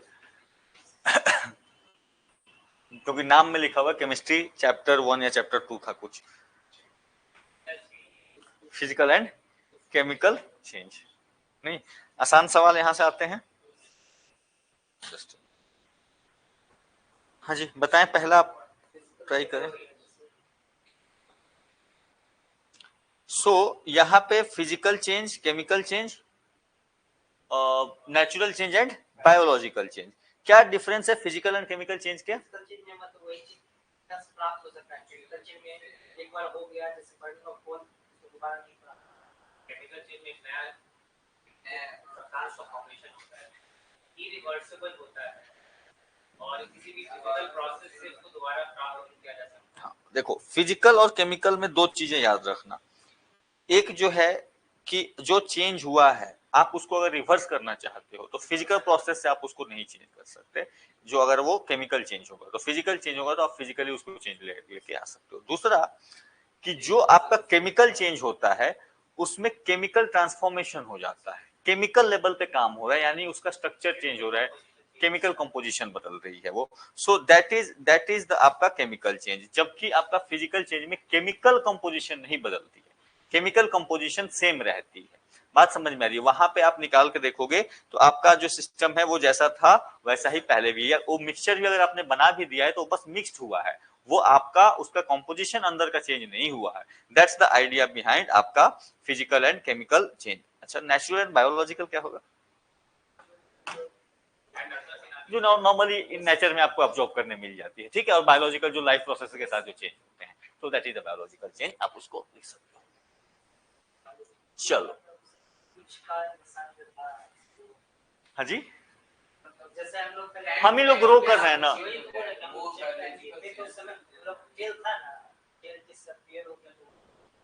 हाँ, बायोलॉजिकल चेंज, एवोल्यूशन, अरे इवन छोटा सा जो आपका सेल है, सेल का प्रोसेसेस करे तो केमिकल चेंज वहां पे, बायोलॉजिकल चेंजेस चल रहे हैं सेल में, ठीक है, वो करंटली भी चल रहा है। चलो, example of physical change.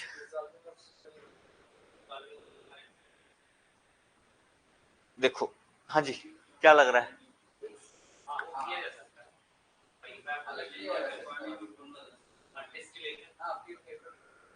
Paper से निकाल लोगे? अच्छा, मुझे लगा पेपर से कैसे निकालोगे भाई। देखो, सिंपल सी बात है, ब्लैकनिंग ऑफ सिल्वर वेयर जो है यहाँ पे फिजिकल, यहाँ पे ऑक्सीडेशन प्रोसेस हो रहा होता है, ठीक है, यहाँ पे केमिकल लेवल पे उसके उसके आपके जो सिल्वर के मॉलिक्यूल्स हैं उसमें चेंज हो रहे होते हैं, ठीक है। बर्निंग ऑफ कैंडल नहीं,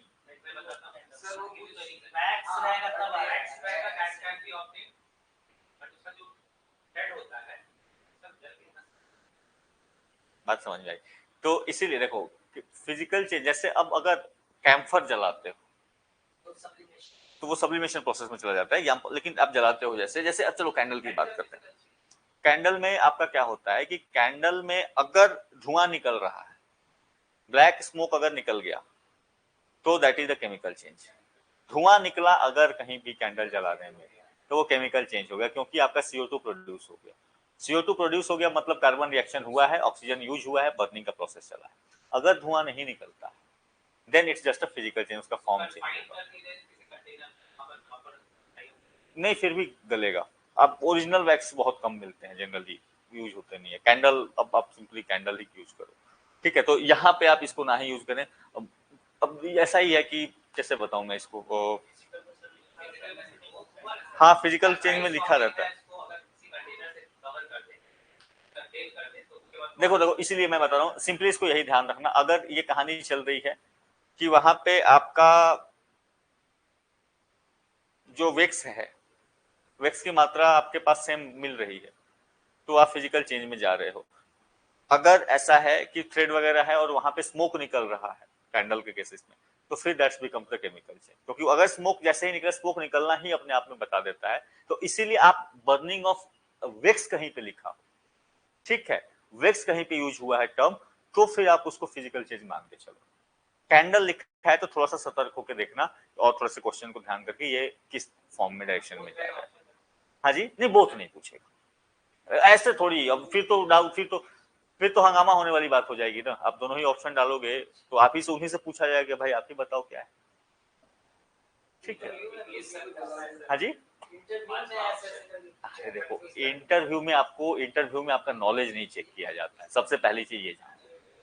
इंटरव्यू का पर्पस ही नहीं होता, इंटरव्यू का पर्पस होता है सिंपली आपको देखना कि आप जो बोल रहे हो वो कितने ये के साथ बोल रहे हो, ठीक है, कॉन्फिडेंस के साथ, आप कमांड कितनी अच्छी है, या अननोन सिचुएशन में जहां पे आपको थोड़ा कंफ्यूज किया, प्रेशर डाला जाए, तो आप कैसे रिएक्ट करते हो, वहां पे वो देखा जाता है। नॉलेज वो चेक कर चुके हैं पहले, ठीक है। अच्छा, making of curd from milk, यहाँ पे आपका चेंज हो जाता है केमिकल चेंज, ठीक है। तो यहाँ पे जो आपका लैक्टोज है वो लैक्टिक एसिड में चेंज हो चुका होता है, तो it can be use. Dissolving of sugar in water जो है, ये आपको कहानी जो है, this becomes the physical change, ठीक है। तो यहाँ पे शुगर अभी भी डिजॉल्व होता है, शुगर के मॉलिक्यूल जो है वाटर के साथ रिएक्ट नहीं किए होते हैं, वो वाटर में सस्पेंडेड होते हैं, वो सोल्यूशन बना के रहते हैं। बात समझ में आ रही है? तो यहाँ पे शुगर के मॉलिक्यूल जो है अभी भी वो रिएक्शन नहीं हुई, समझो लेवल पे वो H2A के साथ जो आपका मॉलिक्यूल है शुगर का, वो रिएक्शन नहीं मिल गया।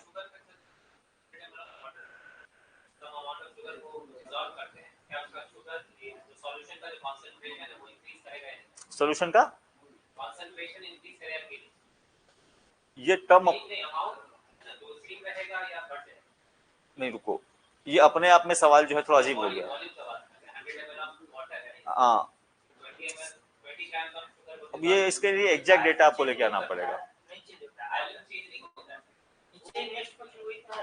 अच्छा अच्छा सर, ग्लास अगर भर के पानी लेकर उसको उसमें नहीं, जब तक घुला नहीं है तब तक, अगर आप थोड़ा बड़ा ग्लास लो, नाप लो, और चीनी, हाँ नहीं एकदम नहीं भरना है, आप जहां तक पानी है ना वहां पे तो एक नाप लगा दो, ठीक है, कहाँ तक पानी था, देन चीनी मिलाओ, एंड देन आप उसको मिक्स करो, एंड देन यू सी, ठीक है, क्योंकि ऐसे डालोगे तो हो सकता है डालते टाइम ही गिर जाए। वाटर का मॉलिक्यूल्स का साइज ना कंपैरेटिवली थोड़ा सा बड़ा हो कंपेयर टू शुगर पे। यहाँ पे डिफरेंस क्या है कि जब आपने चीनी को डाला, चीनी डालते टाइम वो ये की वजह से पानी बाहर निकल जाएगा, इसलिए आपको मार्क देके करना पड़ेगा, ताकि वो थोड़ा चेंज भी है, बाद में वो अपने आप को एडजस्ट करेगी। तो लेट्स सी, चलो, if N unsaturated sugar solution है, ठीक है, okay, by prepared by mixing 100 gram of sugar with half liter of water, which of the following physical quantities will not change, ठीक है, तो obviously mass, density, concentration and volume, तो normal conditions में आपका volume change नहीं होता, normal conditions में इसलिए बोल रहा हूं क्योंकि यहाँ पे अनसैचुरेटेड शुगर की बात हुई है, शुगर सॉल्यूशन की बात हुई है, ठीक है, अभी वो डिजोल्व हो सकता है शुगर, अगर डिजोल्व नहीं हो पाएगा शुगर और फर्दर जब सैचुरेटेड हो जाएगा, हाँ तो टेम्परेचर आप इंक्रीज करोगे, बट ऑब्वियसली फिर वहां पे वॉल्यूम चेंज होना स्टार्ट हो जाएगा। तो आपको ये टर्म नोट करना है, इस एक क्वेश्चन में आपको जो ध्यान देना है वो है about this unsaturated sugar solution, ठीक है, तो अनसैचुरेटेड शुगर, हाँ जी, यानी अभी अभी उसमें क्षमता है वो वाटर को, शुगर को और डिजोल्व कर सकते हो बिना टेम्परेचर को बढ़ाए, ठीक है, तो अब जैसे ही टेम्परेचर बढ़ाओगे उसकी क्षमता फिर बढ़ जाती है, तो वो जो हलवाई लोग बनाते हैं ना चाशनी, तो वो ऐसे ही बनाते हैं, और इसीलिए देखोगे कई बार मिठाइयों पे क्या होता है कि उसपे चीनी बाद में वापस से आ जाता है, तो जैसे आपने टेम्परेचर बढ़ा दिया, टेम्परेचर बढ़ा के तो शुगर मिला दिया आपने, ठीक है, तो वो आपका उस टेम्परेचर बढ़ने की वजह से शुगर को उसने एब्जॉर्ब कर लिया, पर जैसे ही उसका टेम्परेचर वापस से गिरेगा वो शुगर को क्या कर देगा, वापस रिलीज कर देगा, और आपको शुगर जो मिठाई पे पड़ा रहे, तो एक्सेस शुगर डाल देंगे तो वो कहानी हो जाती है, ठीक है, तो ये आपको ध्यान रखना है, तो जब तक वो अनसैचुरेटेड है तब तक अगर आप मिला रहे हो तो वॉल्यूम में चेंज यहाँ पे नहीं आता है, मास ऑब्वियसली बदलेगा, आपने उसको डाला है, डेंसिटी उसका कंसेंट्रेशन बढ़ रहा है, वो गाढ़ापन तो आता ही है उसमें, ठीक है, और कंसेंट्रेशन बढ़ रहा है, शुगर का कंसेंट्रेशन जो है वो आपका इंक्रीज हो रहा है, जैसे जैसे शुगर डाल रहे हो तो ऑब्वियसली उसका कंसेंट्रेशन जो है वो आपका बढ़ रहा है, वॉल्यूम आपका चेंज यहाँ पे नहीं होता है, ठीक है।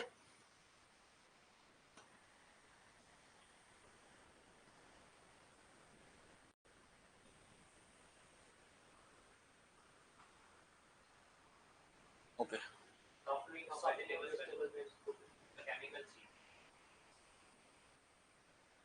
नहीं सब्जी बना के वापस से आलू लेके आओगे क्या, निकाल के वापस से आलू, तो देखो, हाँ जी, रॉ नहीं आ पाएगा, वहां पे जो आपका केमिकल चेंज है, पहला जो dispersion of white light into light of 7 colour, तो प्रिज्म आपने ऐसे लगाया, लाइट जो है यहां से गया तो 7 कलर में ब्रेक हो गया, एक रिवर्स प्रिज्म लगा दो, स्ट्रेट लाइन मिल जाएगा, ठीक है, तो फिजिकल चेंज हो गया, फिजिकल फैक्टर के थ्रू आपने इसको वापस लेके चले जाए, और soft wet lump soil when dried gets fragile, तो यहाँ पे आपका जो है दिया जो है मिट्टी का दिया सूखा तो टूट जाएगा, फिर से उसको पानी डाल के फिर से सान के फिर से बनाओ, again you can make it, no issue. Dissolving in salt in water, obviously sugar मिलाओ सॉल्ट मिलाओ, वो कहानी चल रही है, और softening of vegetables when cooked की अगर बात करोगे तो फिर यहाँ पे गड़बड़ हो जाता है, ऑब्वियसली आपका प्रोटीन या सॉल्ट जो बहुत सारे स्टार्च होते हैं उनका उनका डी नेचर वाला कहानी चलती है, ठीक है, तो इसीलिए सब्जी वगैरह बनाया भी जाता है तो बहुत ज्यादा जो है बहुत ज्यादा आंच पे काफी देर तक ना पकाएं सब्जियों को, तो जो उसके हाँ जी, हाँ तो उसके उसके जो चीजें हैं वो खराब हो जाती हैं, ठीक है, जैसे मान लो सब्जी में जो अच्छे मिनरल्स हैं या जो गुणकारी प्रोटीन्स हैं, अमीनो एसिड्स हैं, उसको आप बहुत ज्यादा देर तक पकाते हो तो उसको डीनेचर कर देते हो, उसका स्ट्रक्चर तोड़ देते हो, और स्ट्रक्चर तोड़ने के बाद वो किसी काम का नहीं है, ठीक है, तो इसीलिए सब्जियों को जो है कम तेल में खाएं, और साथ ही साथ तेल तो कम खाना ही है, साथ ही साथ कम देर तक पका के खाने का।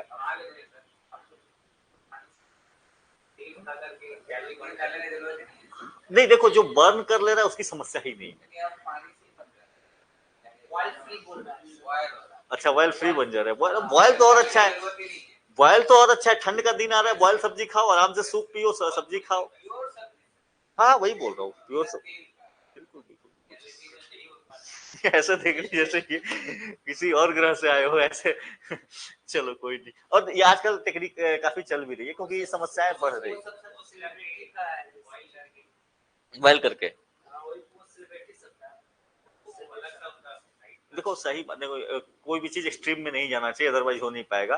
तो कभी कभार खा लिया करो तेल डाल के भी, उन लोग को छोड़ दो भैया, उनकी उनका रोजी रोटी है, उसी पे चल रहा है, ठीक है। ऑब्वियसली तेल जो है आप थोड़ा बहुत तेल डाल लें, कम डालें, ठीक है, और साथ ही साथ मसाले भी कम ही यूज करें। हाँ जी, हाँ उसमें नहीं नहीं दिक्कत कहाँ पे आती है पता है, पहले जो लोग हैं सब्जी में तेल ज्यादा डालेंगे, उसको 1.5 घंटा भूज रहे हैं अच्छे से, ठीक है, कि अच्छे से इसमें जब तक खुशबू पूरा फैल ना जाए, और खुशबू फैलाने के चक्कर में सब्जी सारा खत्म हो चुका है, उसमें कुछ बचा नहीं है, वो बस आप टेस्ट ही ले रहे हैं। तो अब टेस्ट अगेन ये जो है ना, ये हो जाए सिंपली सब्जी बनाने का है, थोड़ा सा तेल डालो, जल्दी जल्दी उसको करो, 2 मिनट पानी डाल के एंड कीप इट, ठीक है, और बहुत देर तक उसको नहीं पकाने का है, लेके खा लेने का है, ठीक है। चलो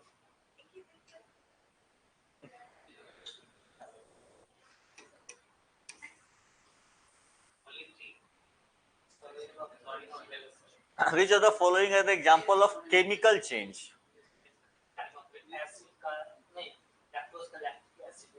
हाँ कन्वर्जन हो जाना। सो क्रिस्टलाइजेशन ऑफ सोडियम क्लोराइड, नमक फिर से पानी में मिला दो, फिर से हो गया, फिर से वो उसको छोड़ दो, पानी सुखा दो, क्रिस्टलाइजेशन हो जाएगा, ठीक है। तो वो कहानी चल रही है, फिजिकल चेंज है। Melting of ice obviously physical change है, वापस से आएगा। सॉलिंग ऑफ मिल्क में नहीं होगा, ठीक है, एक बार दूध खट्टा तो खट्टा, कहानी खत्म उसकी, ठीक है। अब उसको आप फिर से यूज नहीं, उसका फिर पनीर बना लोगे, ठीक है। हाँ इसी पे आता है, कई बार आपका खराब होने के बाद लाइफ जो है सुधर जाती है, तो ये कहानी है यहाँ पे। पनीर है महंगा मिलेगा नहीं, इसकी कहानी हम ऑलरेडी चर्चा कर चुके हैं, राइट। ट्रिपल पॉइंट की, ट्रिपल पॉइंट वो स्टेज है जहां पे आपको कोई भी सब्सटेंस जो है वो सॉलिड, लिक्विड एंड गैसियस तीनों फेजेस में एग्जिस्ट करता है। सो ये आपका ट्रिपल पॉइंट की कहानी थी। हर सब सब्सटेंस का अलग अलग होगा। वाटर का 0.1 है, 0.1 के आसपास है, ठीक है, 0.1 के आसपास, ये थोड़ा कम होगा, मतलब 0.08 हो जाए या 0.11 हो जाए, ऐसा ही है, बट इसी रेंज में है। डिटेक्ट द ऑड वन,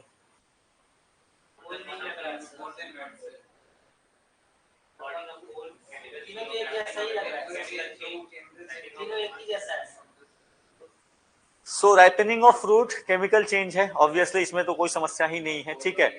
जो आपको कॉम्प्लेक्स सुगर्स होते हैं वो सिंपल सुगर्स में कन्वर्ट हो चुके होते हैं पकने के बाद में, ठीक है। और बर्निंग ऑफ कोल जो है, यहाँ पे भी कार्बन के साथ रिएक्शन हुआ है, तो वो ऑक्सीजन के साथ रिएक्शन करके CO2 बना है यहाँ पे, ऑब्वियसली उसका केमिकल नेचर ही बदला है। और तीसरा जो है that is the setting of cement, यहाँ पे भी चेंज होता है, यहाँ पे जो वाटर एब्जॉर्ब करता है और सनलाइट के प्रेजेंस में उसका नेचर जो है वो केमिकल का चेंज होता है, ठीक है। सो दैट इज द, यहाँ पे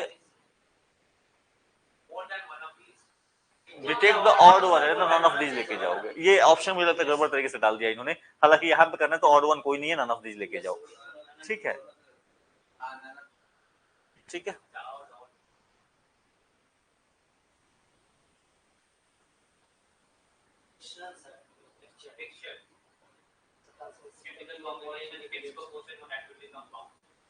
हाँ जी, अब सब्सटेंस कंसिस्टिंग ऑफ 2 और more ingredients which are not in a chemical combination, तो ऑब्वियसली आपने किसी दो चीज को मिक्स किया, ठीक है, तो आपने मिक्सचर लेके जो खाते हो उसको भी इसीलिए मिक्सचर बोलते हैं, ठीक है। जो मिक्सचर हम लोग नॉर्मली खाते हैं ना कि भाई ले आओ थोड़ा सा, मन शाम को ताजा कर ले चाय के पहले, तो उसमें भी उसको भी मिक्सचर इसीलिए बोलते हैं, क्योंकि वो जो है वहां पे वो क्या हो रहा है, वो मिक्स नहीं होता, एक दूसरे के साथ केमिकल चेंज में नहीं जाते हैं। अलग अलग चाहोगे तो आप दाल को अलग कर लोगे और उसमें एक एक सेव को अलग कर लो, सबको अलग कर लो, यही कहानी आपको केमिकल्स में भी होती है। तो अगर वो रिएक्शन उनका नहीं हुआ है तो यू विल जस्ट सेपरेट। तो आपका जो इनिशियल पीरियड में मान लो कि सॉल्ट, आपका सॉल्ट एंड जो है चीनी को मिला दो, या सीमेंट को और रेत को मिलाया हुआ है, तो मिक्सचर फॉर्म में, वो रिएक्शन नहीं किया है अभी उसने, ठीक है।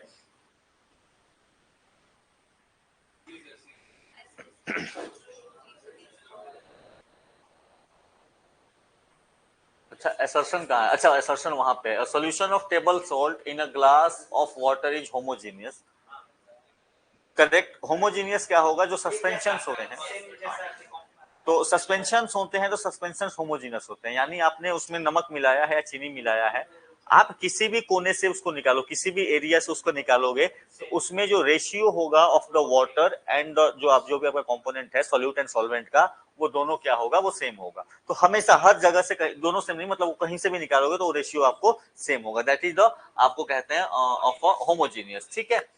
And a solution having different composition throughout is homogeneous। Different composition होगा तो फिर वो हेट्रोजीनियस होगा। तो ऑब्वियसली यहाँ पे आपका क्या हो जाएगा, दिस विल बिकम, ये अगर हेट्रोजीनियस होना चाहिए था, नॉट होमोजीनियस, ठीक है। So obviously A is true और आर की कहानी जो है वो रीजन फॉल्स में आ जाएगा आपका।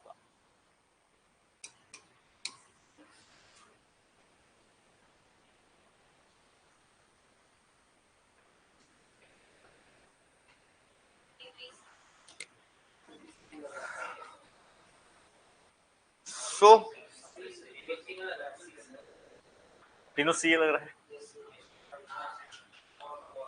सो हाँ, it is a chemically named as iron oxide. Obviously उसका जो आपका जंग है उसको आयरन ऑक्साइड ही बोलते हैं। रस्टिंग इज कंसिडर्ड एक केमिकल चेंज, वापस से आप उसको आयरन लेके नहीं सकते, एक्सट्रैक्शन नहीं ले सकते, वो रिएक्शन कर चुका है, ठीक है, उसका ऑक्सीडेशन हो गया है। And zinc is coated on iron articles to prevent them from rusting. This is again true. आप उस पर एक लेयर चढ़ा दीजिए, या पेंट भी आपको जो करते हो, नॉर्मली जो हम पेंट भी करते हैं वो भी यही काम करता है, उसको रस्टिंग से बचाने के लिए जो है आपका ये प्रोसेस का यूज किया जाता है। तो ये this is again true. Enough for today, ज्यादा हो गया क्या? 3 खुला है, 3 कर लो अगर खुल गया है तो।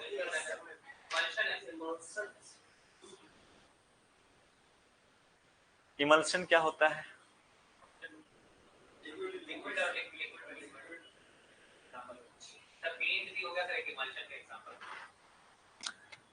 सो आपका जब लिक्विड में लिक्विड मिले हुए होते हैं बट 100 तरीके से वो मिक्सचर रहता है, in the form of reaction नहीं किया हुआ होता है, then that is known as the emulsion. तो आपका दूध में क्या है कि लिक्विड पोर्शन वाटर भी है, कुछ कंपोनेंट उसके प्रोटीन्स के फॉर्म में है, कुछ उसके फैट्स के फॉर्म में, और वो एक दूसरे से क्या है, वो मिक्स्ड है, बट नॉट कि उनका रिएक्शन हुआ है। उनको चाहोगे तो आप सेपरेट कर सकते हो, ठीक है। तो वही तो हम लोग करते हैं ना फिजिकल चेंजेस के, तो उसको सेपरेट करते हैं कई कई तरीके से। तो दैट इज द आपका milk is an example. Gel क्या हो गया?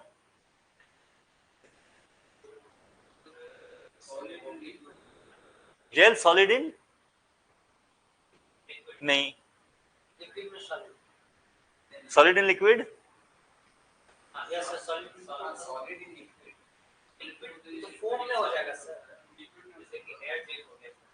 अरे बाबा रुक जाओ थोड़ा सा।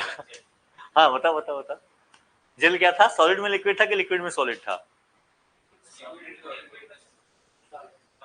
लिक्विड में सॉलिड है, ठीक है। लिक्विड में जेल सॉलिड है, बट इस तरीके से है कि वो सॉलिड पार्टिकल्स लिक्विड को बाइंड करके रखते हैं, ठीक है। ये जेल की प्रॉपर्टी थोड़ी सी आपकी अलग हो जाती है। फोम, वो फोम नहीं, हाँ वो भी आप कह सकते हो, वो स्पॉन्ज बन चुका है, हाँ। सो आपका फोम जो है नॉर्मली दिस इज गैस है, ठीक है। तो गैस इन सॉलिड जो है, उल्टा बोल गया क्या मैं, gas in solid, solid in gas, not gas in solid, solid in gas, that is the foam. Emulsion उस तरीके से बता दिया हमने, लिक्विड इन लिक्विड। सस्पेंशन क्या है?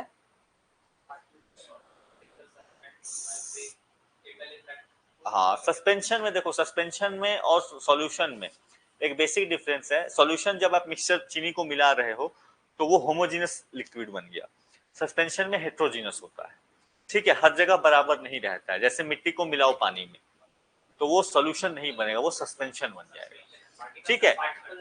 हाँ, पार्टिकल्स जो है एक तो यहाँ पे थोड़ा अलग अलग कंसेंट्रेशन हर जगह पे आपको यू कैन फाइंड डिफरेंस, और पार्टिकल का साइज भी क्या होता है, सॉल्यूशन से बड़ा होता है। सॉल्यूशंस में क्या होता है कि मॉलिक्यूलर लेवल पे फंसे होते हैं, यहाँ पे साइज जो है वो थोड़ा बड़ा हो सकता है यहाँ पे। So that's the basic difference between suspension. तो gel, foam, emulsion and suspension.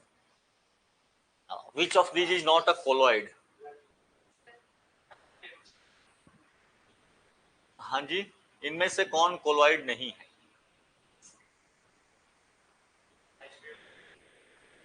Ice cream, अरे आइसक्रीम कोलॉइड है बाबा। हनी, हनी चलेगा? चलने को तो सब चलेगा, इसमें से कोई दिक्कत नहीं है, मिल्क ब्लड नहीं चलेगा, ठीक है, बाकी तो चल ही जाएगा।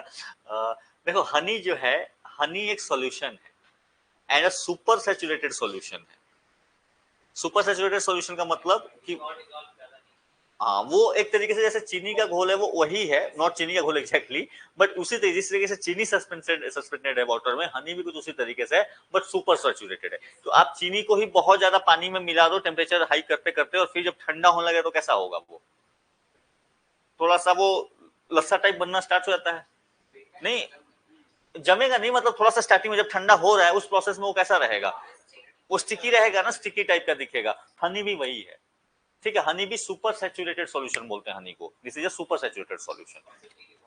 हाँ जी, विस्कोसिटी बहुत ज्यादा है ऑब्वियसली, तो सुपर सैचुरेटेड सॉल्यूशन है वो। बाकी यहाँ पे आपको कोलॉइड के फॉर्म में आ जाएंगे। Indicate which of the following is a pure substance. Iron, gasoline, cow's milk, sea water. Obviously sea water में मिक्सचर है, बहुत सारे नमक हैं, ठीक है। काउज मिल्क अगेन मिल्क ही अपने आप में मिक्सचर है, बहुत सारी चीजों से मिलकर बना है। गैसोलीन जब हम बोलते हैं, गैसोलीन भी बहुत सारी चीजों के मिक्सचर से बना है, ठीक है, उसमें भी आपको अलग अलग components you can differentiate. Iron जो है, आयरन मींस केवल और केवल Fe, तो जिसका फॉर्मूला है, ठीक है, that is a pure substance के लेवल पे आप उसको ले सकते हैं, ठीक है। चलो आज के लिए आपका ज्यादा हो गया है तो मैं इसको स्टॉप कर देता हूँ। हाँ जी, अरे मेरा चश्मा इधर उधर हो गया था बार बार, एक तो क्लास में टूट गया था, फिर मैंने चश्मा मंगाया था, ठीक है, अब उसने क्या किया, उसका ग्लास जो है फॉल्टी दे दिया, ठीक है, फॉल्टी दे दिया। मुझे ये हुआ, मैंने बोला कि नहीं, चेंज करने में और रिप्लेसमेंट करते करते करते करते ना इन्होंने टाइम लगा दिया। मुझे इश्यू नहीं ऐसा, मैं इसलिए यूज करता हूँ ना जनरली, क्योंकि बहुत टाइम मेरा वेस्ट होता है इस पे, लाइट पे, और नजदीक से एक तो पड़ता है, घर पे भी मान लो मैं आपको पीपीटी बना रहा हूँ तो उसमें भी मेरा लाइट का यूज हो रहा है, और तो उससे स्ट्रेन होता है, रात में नींद नहीं आती, फिर दिक्कत ये होती है। और मुझे देखने में दिक्कत नहीं है, मुझे दिक्कत है कि मैं जब स्क्रीन यूज करता हूँ बहुत ज्यादा, मेरा शाम होते होते स्क्रीन टाइम अधिक होता है, और शाम होते होते दर्द शुरू हो जाता है, सर में दर्द हो जाएगा एंड रात में फिर नींद नहीं आएगी। हाँ जी, नहीं मैंने ऑनलाइन ही मंगवाया था, ऑनलाइन ही मंगवाया था, उसमें ग्लास उन्होंने फॉल्टी दे दिया था, पहली बार में वो ग्लास दिया था ना, वो मुझे पता चल गया कि इट्स नॉट वर्किंग लिटरली।